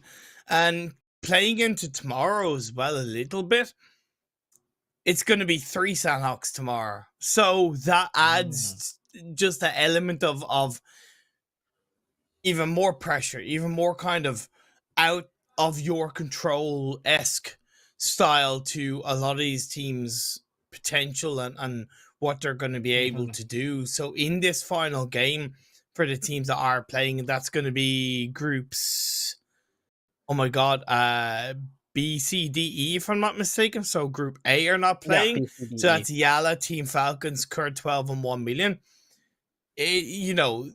So for all of the other teams, use Erangel, use this final game of the day to control and get some good points. Tomorrow is going to be definitely more of a wild card situation with 3 Sanhoks mixed in. Definitely. Wild card for everybody except for maybe Nigma Galaxy. I think they're quite comfortable when it comes to consistency. And if you just need top 16, honestly, if you're a team that's desperate to make top 16, maybe just try and do what Nigma Galaxy does, right? But that does mean you have to kind of alter your drop spot almost, because you do need a lot of loot to do the first A's the way Nigma Galaxy does. And that's specifically why they drop in that hard southwestern side of the map. Zone rarely ever goes there, but they don't care for the zone. They just want to get the first A's. True. But heading into this very last match of Erangel Imperium, I'm going to put you on the spot real quick, give you a heads up. What team in particular do you want to see stand out coming into this very last game? It has to be KURD 12. No, no, I take that back because they're not playing in this last game. Oh my god, I'm an idiot. So let me change my answer as we get into the game. DDD Esports. There you go. I'll just say DDD Esports because they're first team that. Yeah, DDD Esports. I would have to go with, and I think you'd agree with me here, I would have to go with Twisted Minds. Just cause. Oh damn! They're I a good should have team. said them, but yeah, you're right. Right? Yeah. No, it's okay. I asked the question, so I had a good answer planned out. And like I said, I kind of put you on the spot. It's okay though, but the team that is definitely going to get put on the spot is Twisted Minds. I feel like if they have a bad last game of today, their mental might just be challenged enough that coming into tomorrow, it's going to shake their confidence, which is going to impact the way they play. Because this is typically a very confident fighting team. That's their play style. And when you have 4 bad matches in a day, that identity could be shaken up a little bit. Whereas if you're a team that's more passive to begin with, like your play style wise, like maybe you're more positional based, more rotational based, and you have 4 bad games, it's not really going to change too much how you play, right? But when it comes to being a confident team like Twisted Minds and having 4 bad games in a row, that could really make them play a lot worse coming into the second day. So it seems like there's some difference in drop spots from a couple of players and teams overall. Stalwart UAE, it seems like he's grabbed the vehicle and is looking to collect up the rest of his Stalwart UAE players and possibly go to their normal drop spot in Milk that Twisted Minds have dropped down on the coastline of the mainland and rather dropping in Primorsk. But the phase 1 is popping up and it is going to be on the southwest side of the map. Very similar playing path to the previous Erangel, but definitely a different circle as we're on the opposite end of the map. It's so interesting to see this playing path too, because every time players start jumping out, we see such an intermingled mix of colors that eventually spread out into a very interesting split. Like, take a look at the mine weapon, and then you have a member of KAMIKAZE up in the ruins area, and the rest of them split down. That's to so weird. Yakka. Weird is a very apt word to describe what we're seeing. But no players going down, no hot drops, no early game altercations, at least for the first couple of minutes. So it looks like we'll have a nice quiet game for starters. If you remember the last Erangel game, one of the RTG members got a little bit caught out by the mine weapon closer to Watertown. And with Falcons, who normally drop in Yasnaya, not playing in this final game of the day, RTG have sent 3 of their players to Yasnaya to loot it up. The last player is inside Rozhok, but I like that adaptability from RTG. It's not really outside of the norm of their path line, of their drop area. It's just adjusting it a little bit. Yeah, so it's like we loot Rozhok and we loot Yaz. So now that the Yaz team's not here, we're still gonna loot Rozhok and Yaz, but we'll ship more members to Yasnaya. So it is an adjustment, but it doesn't really change up their game plan. And I don't know. I find it funny that I'm saying a team loots Rozhok and Yaz, as that's like quite a distance apart from each other. But hey, you do you, right? Like if they haven't been punished for it yet, then go for it. As headquarters, exactly, looting the Jarkey area. So I mean, this headquarters team, do they really have? So they really have 0 points. They literally have 0 points in 3 games. Oh man, that is rough to say the least. Look, it's rough. I'll always say it's not over till Fat Lady sings, and I, Zute, am not going to start singing yet.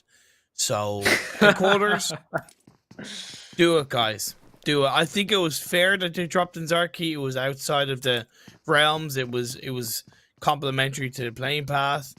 It's going to be a little bit tricky how they play into the early parts of the circle, I think, because Everest is kind of like right in the way of that northern entry point, and they have done their due diligence. They'll know Triple D kind of well, they might not know Triple D or North George, but they'll know that Dunak are in South George, and they'll know that kind of Kamikaze are on the other side of Everest, so they do need to be aware.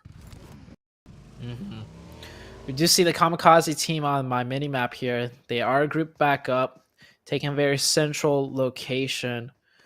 But this circle, by the way, we haven't really touched. This circle has so many different zones of power positions, where you could take one power position early on in circle 1, even circle 2 leading into 3.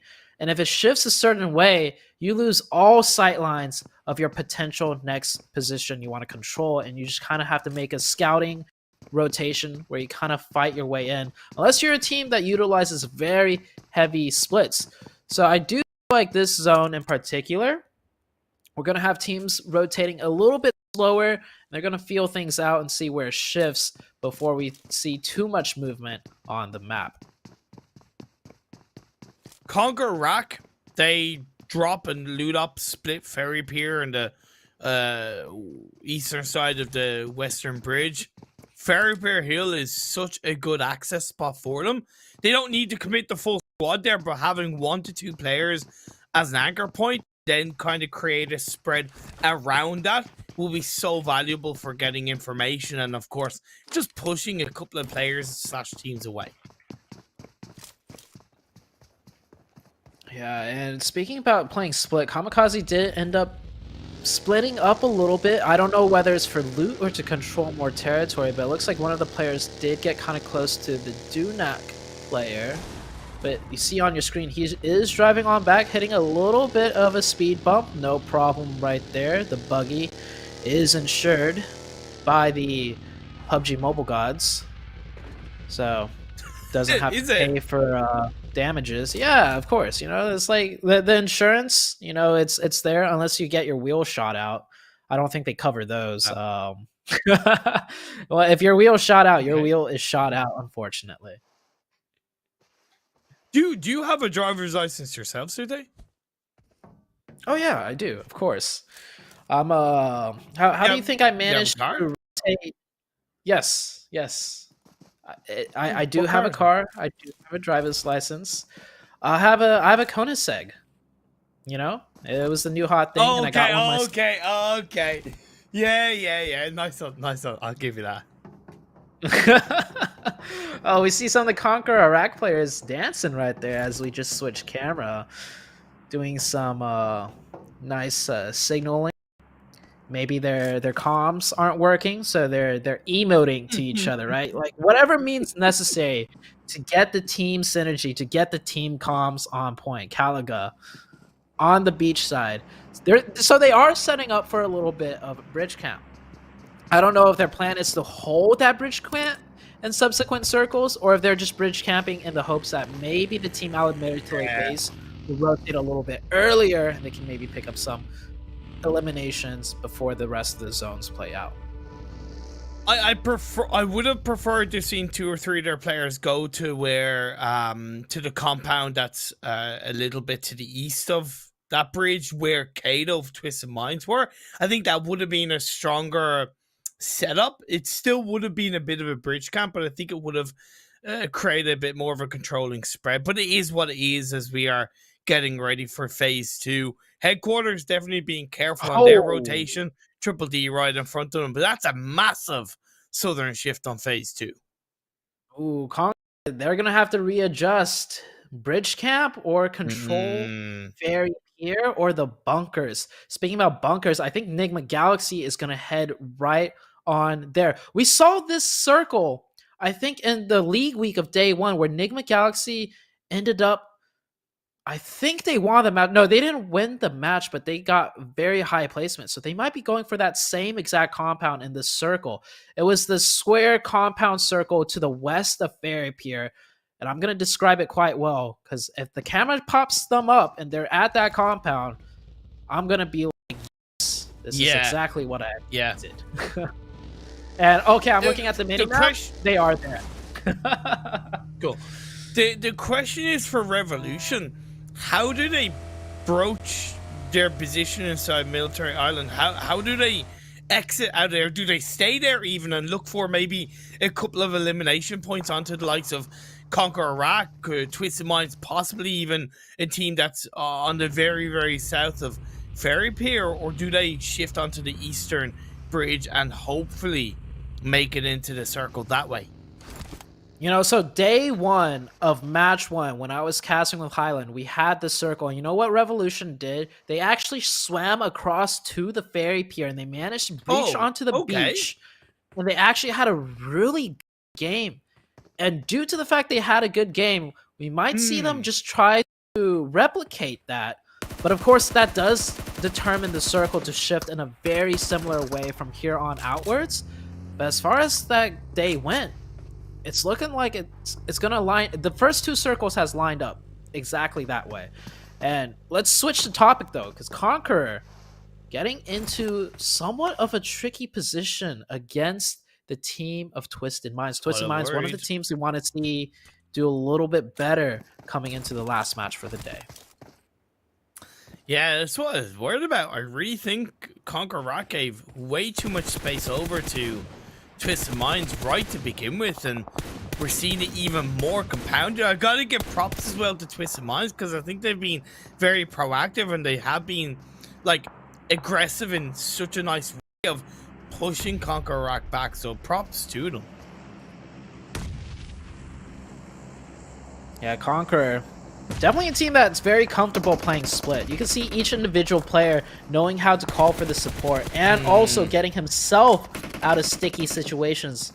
A lot of high-level individual skill and team synergy coming into play to make this split and adjustment work out correctly. And Twisted Minds is not a team that's a pushover team when it comes to fighting. They know how to take the angles. They know how to hit their shots. So very good disengage by CONQUEROR. And just to mention, you know, if you don't play the split, you'll never know if you can hold it or not. So if it wasn't Twisted Minds pushing on them, maybe CONQUEROR could have held that split more comfortably without a team as aggressive as Twisted encroaching in on them. So next circle shift will come out here. Let's see where it goes. Ooh. Yeah, it's a big northeast shift, but I like the fact that it's away from Military Island. It's that extra bit of security for the teams, but it does mean that there's a lot of field play inside this phase 3. A lot of field play with 963 holding the center hill spot. Or is that 963? Yes, I do believe that is 963. It is. Yeah. Triple D coming on the western side, getting into a fight with Dunak as one of the Triple D members gets confirmed. So they've had some pretty good games.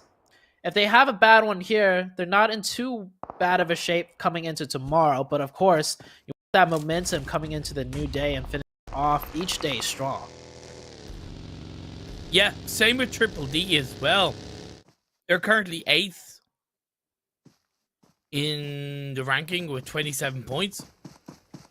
Having another kind of like 7 to 10 pointer game would pretty much absolutely set them up for tomorrow's 4 games, and of course spot in the second super weekend. Nice and disengagement from Dunak Esports, but they need to be careful. They're going relatively blind inside this phase number 3 as the blue zone starts to close in. Nigma Galaxy pushing forward onto the western edge of Ferry Pier. Rad are looking to hold down their area, but a very quick breach by Nigma Galaxy. One knock comes through. Freak is confirmed just like that at the drop of a hat. Nigma down to 3. Nigma Galaxy putting all their eggs in one basket, and by that I mean all slamming into one compound, and Rad is able to readjust and read that perfectly as 2 of the players of Nigma Galaxy get confirmed on out now. This Nigma Galaxy looking a little bit dicey. Nice little cheeky position there, but he will also get traded. Nigma Galaxy down to 1, and Rod will be able to get the full reset as, Dunak though coming in with the third party from distance. Overall, I think that was very good by Rad. I think it was a clean team-wide engagement to defend that area. Maybe Nigma's breach was a bit too linear. I don't know. You might be able to correct me on that, but good stuff overall from Rad as the next circle is closing up, or this circle is closing up to head into the next. And RTG, they're looking for something on the west. RTG coming on the backside of Dunak, raining in some shots, but no knocks there, which is not good, as the blue zone is going to pressure them to move on more forwards before they would like to. They need that opening and make things a lot easier. They do have one player pushing on in. No, that they're actually just going for a rotation right on ahead. I don't... What? No follow. I know. Wait. Okay, luckily Vito's there to trade, but that's still quite silly and quite uncoordinated from RTG. Can they get the revive off? Eastwire's further back. I don't know what's going on. It's all going horribly wrong for Dunak as RTG are able to at least survive as the next circle pops up and shifts over to the west. This is absolutely crazy.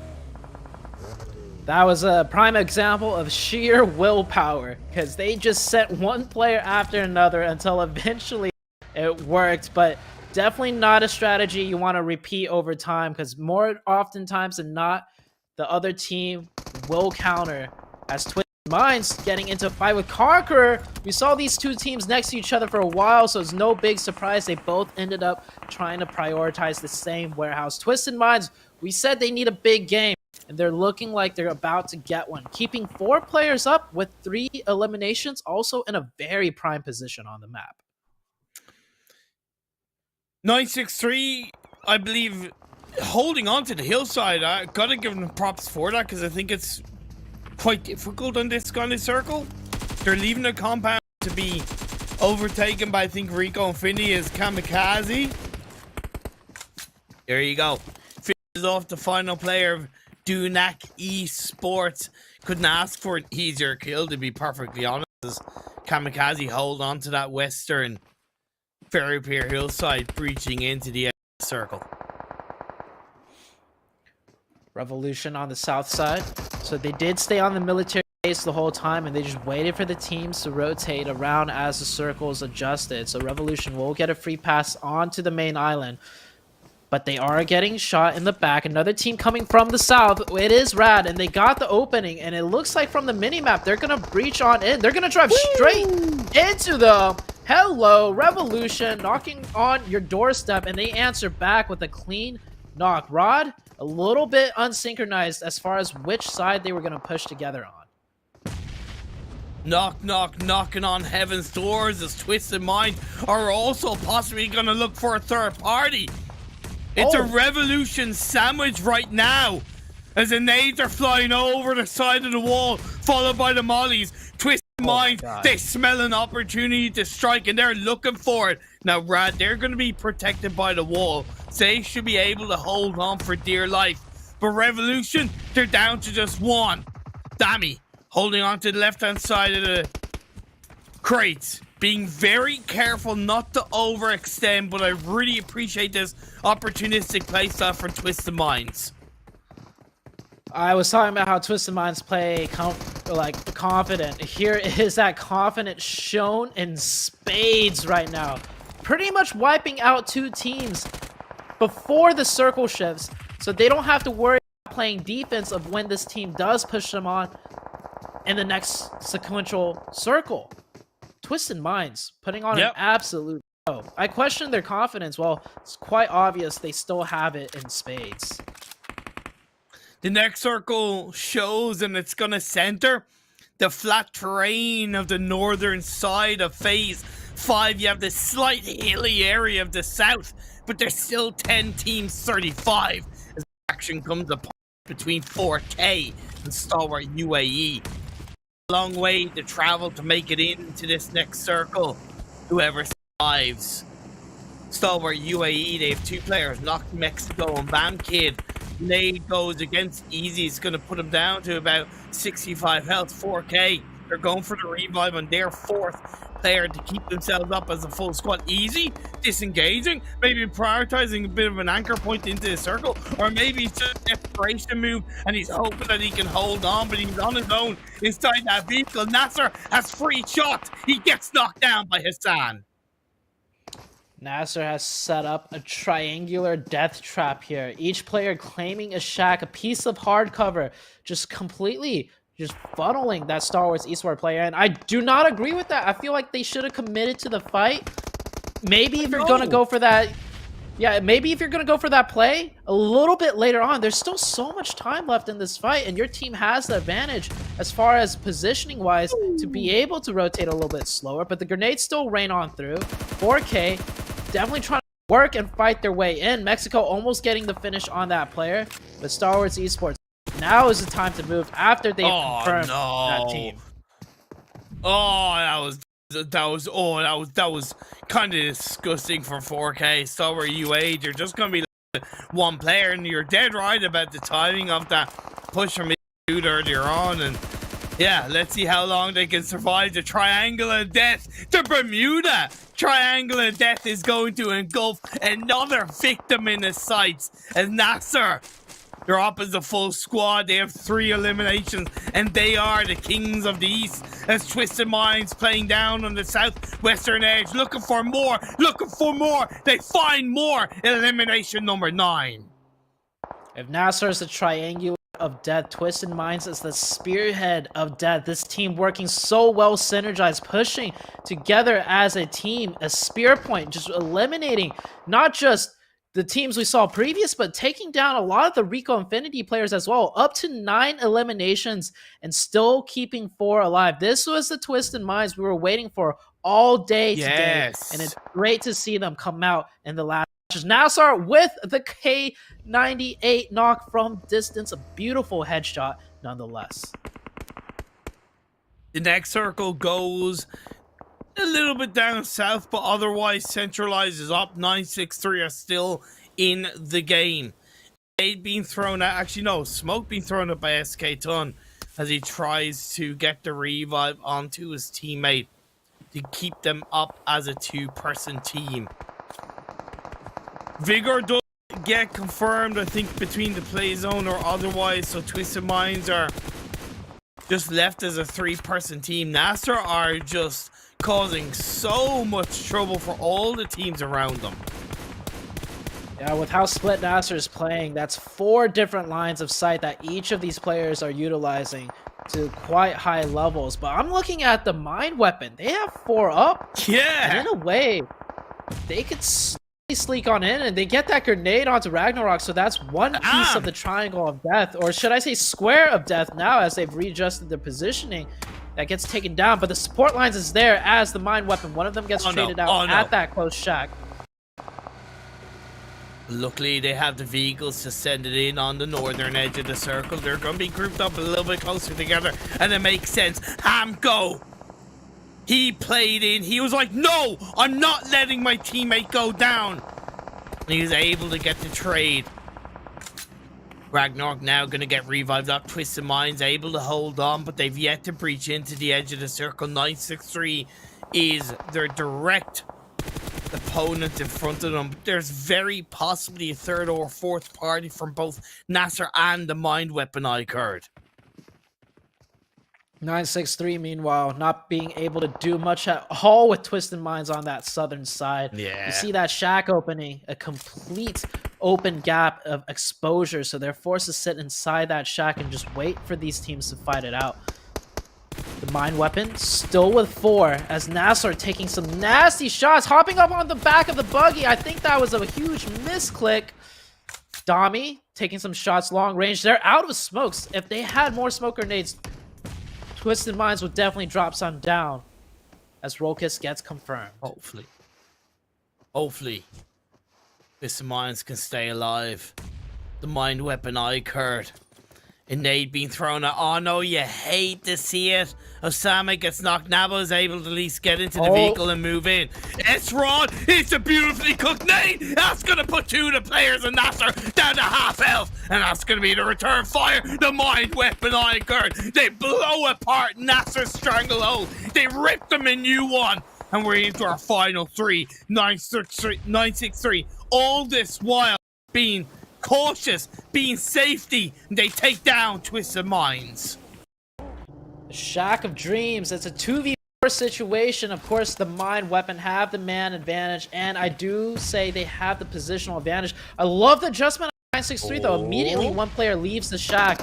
If he gets spaced out a little bit more, get that knock, there's a chance 963 could win this, because the Mind Weapon, they still have to push on it.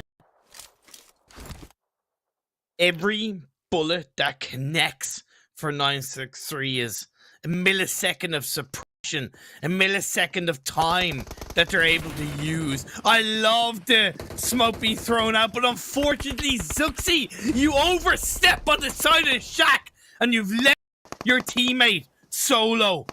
1v4. The Mind Weapon iKURD, they didn't qualify for the first Super Weekend, but they certainly booked their ticket to the second with this chicken dinner.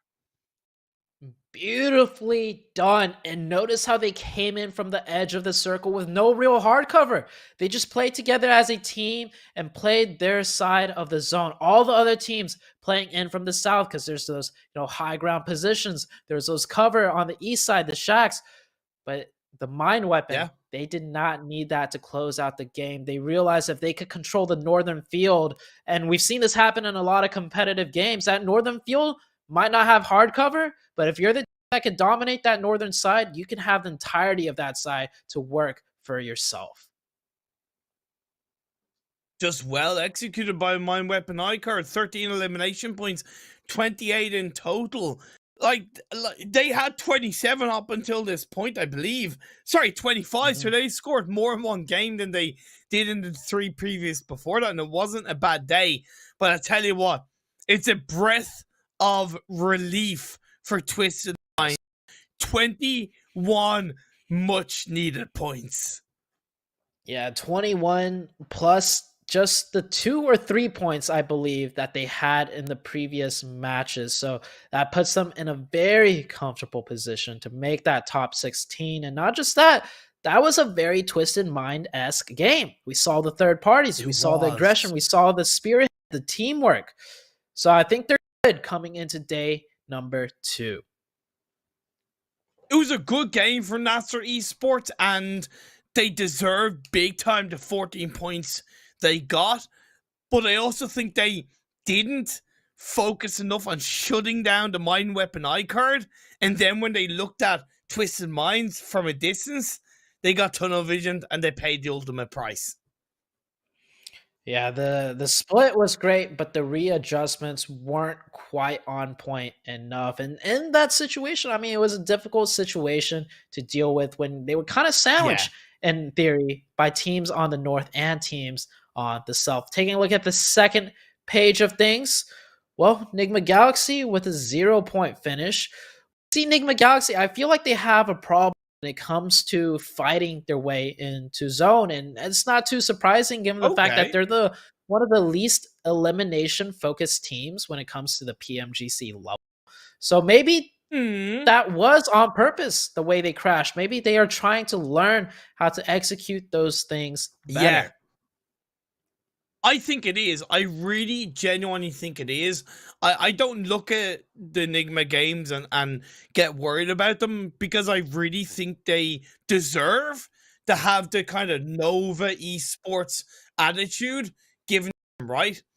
And I really think it would be kind of wrong for us not to think, look, there's more to how they're playing than just making mistakes. They're testing things. Right. They're genuinely testing things. Yeah, so that was the very last match of the day, Imperium. I think it was a great match, and I'm quite excited to see what happens in the second day and then leading into the Super Weekend as well. Yeah, for sure. I'm looking forward to seeing what the overall rankings are, so it gives us a little bit more to think about coming into tomorrow and what teams really need to do.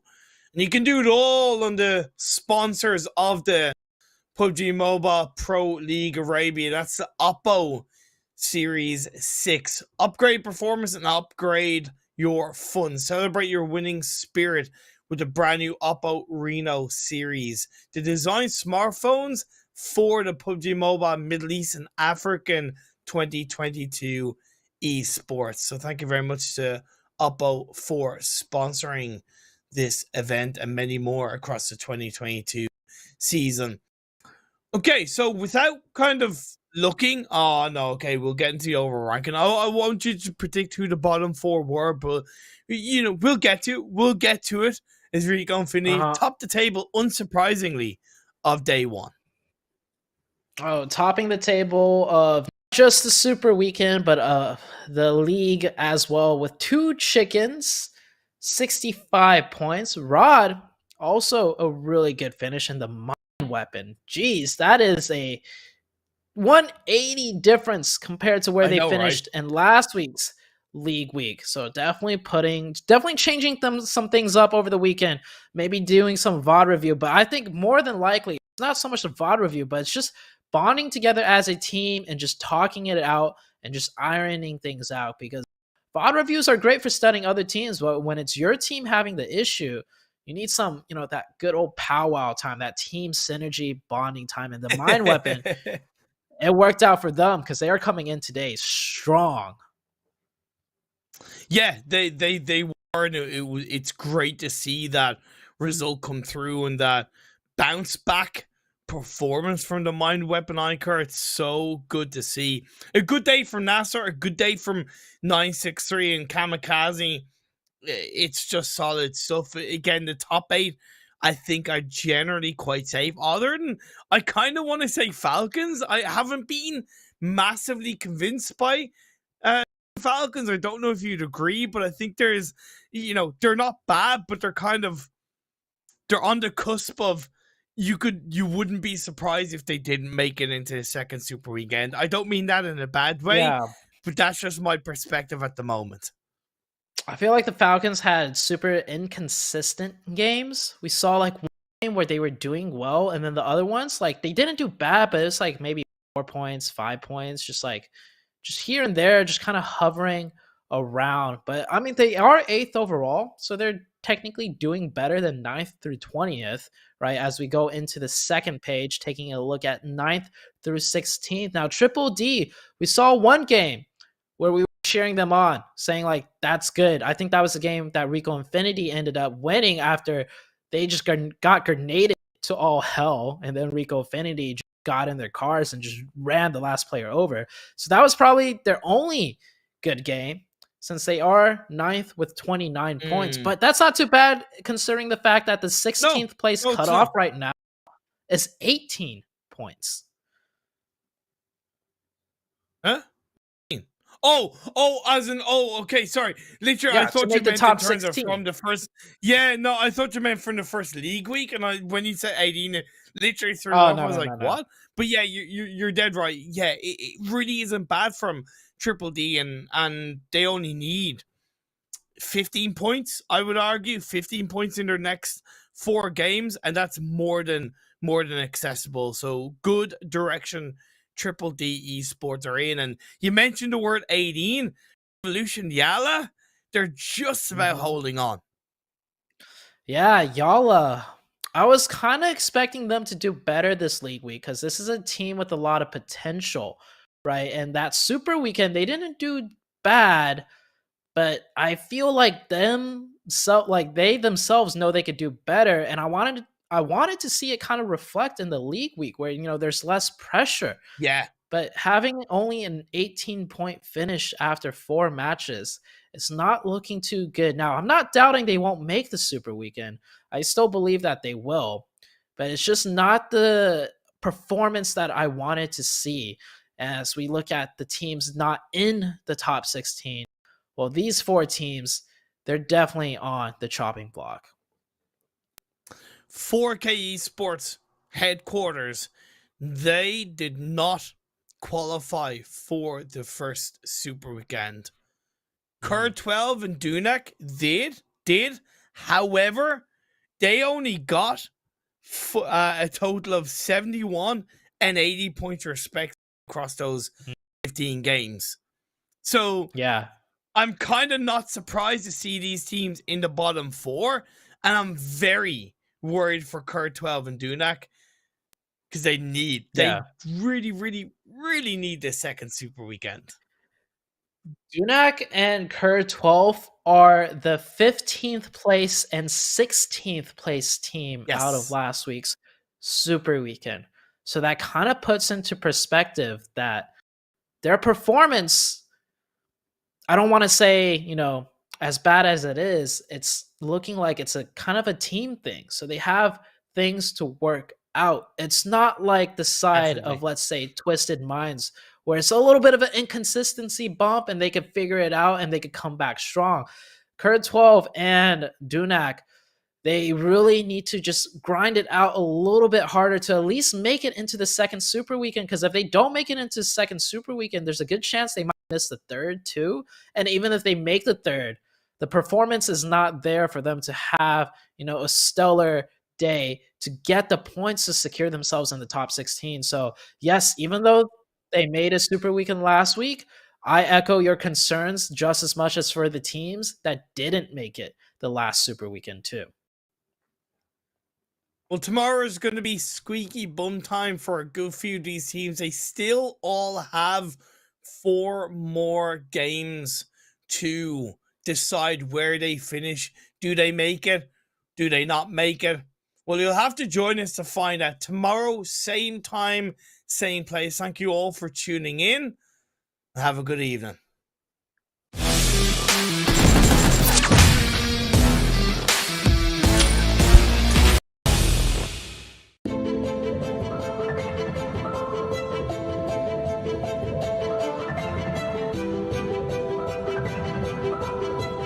Hi, I'm one of those people everyone calls a detective.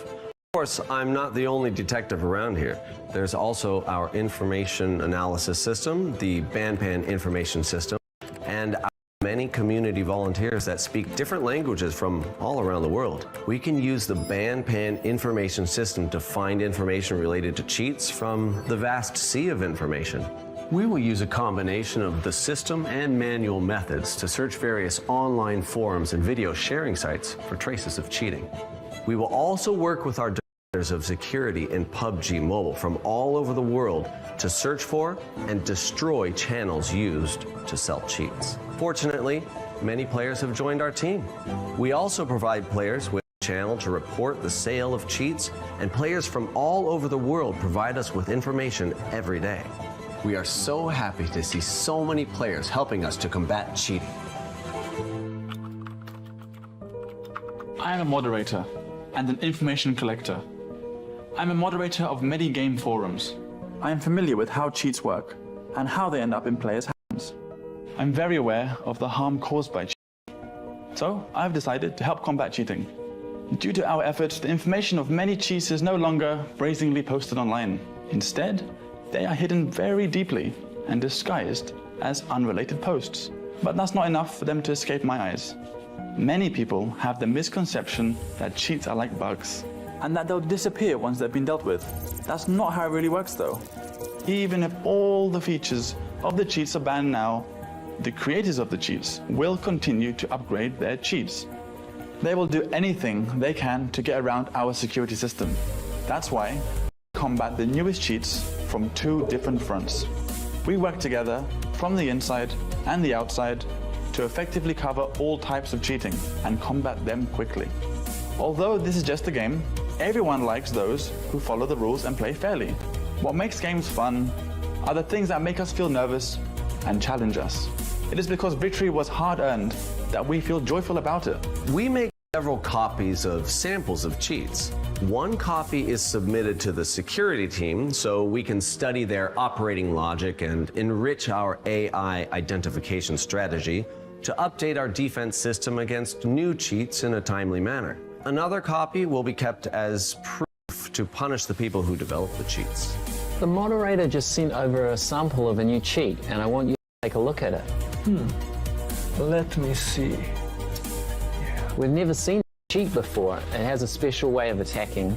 We just analyzed it and identified some of its characteristics. I think we can use this cheat's behavior to improve our coverage of other cheats. I understand how it works now. This sample is very helpful to us. We can use this to develop more targeted countermeasures. Learning how it functions, we can greatly improve our sample database. Okay, let's get to work. Yeah. Other than combating cheats through the system, we also want to attack the origin of cheats through other methods. When it comes to people who develop cheats for profit, the legal approach is a good one. We have a professional legal team, and we believe they can bring these people to justice. But before the legal team can initiate a lawsuit, they need sufficient information and evidence to win the lawsuit. This is where the information we provide becomes especially important. What detectives and I do best is to sift through unassuming clues, tracing matters to the roots, to find information and clues. The more information we have, the closer we are to victory. We received some exciting news today. Our legal team won lawsuits in the United States of America and Germany. That's great news. Let's open a bottle of champagne to celebrate. Hang on. Let's not celebrate just yet.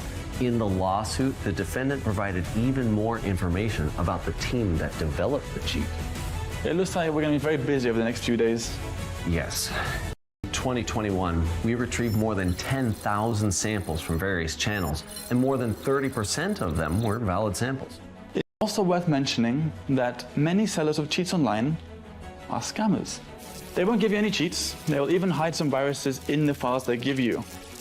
It's a good thing we have our testers and our security experts. If not, our ordinary players would be in a lot of danger. In summary, we're very proud of our work. We feel like we're rangers who search for clues about enemies from the shadows to deal them a swift and deadly. Please allow me to promote the security community. We welcome all volunteers to join our security community. Join our fight against cheaters and ensure all players have a fair gaming environment. We are part of the PUBG mobile security IT team. We fight to create a fair, competitive environment for all players.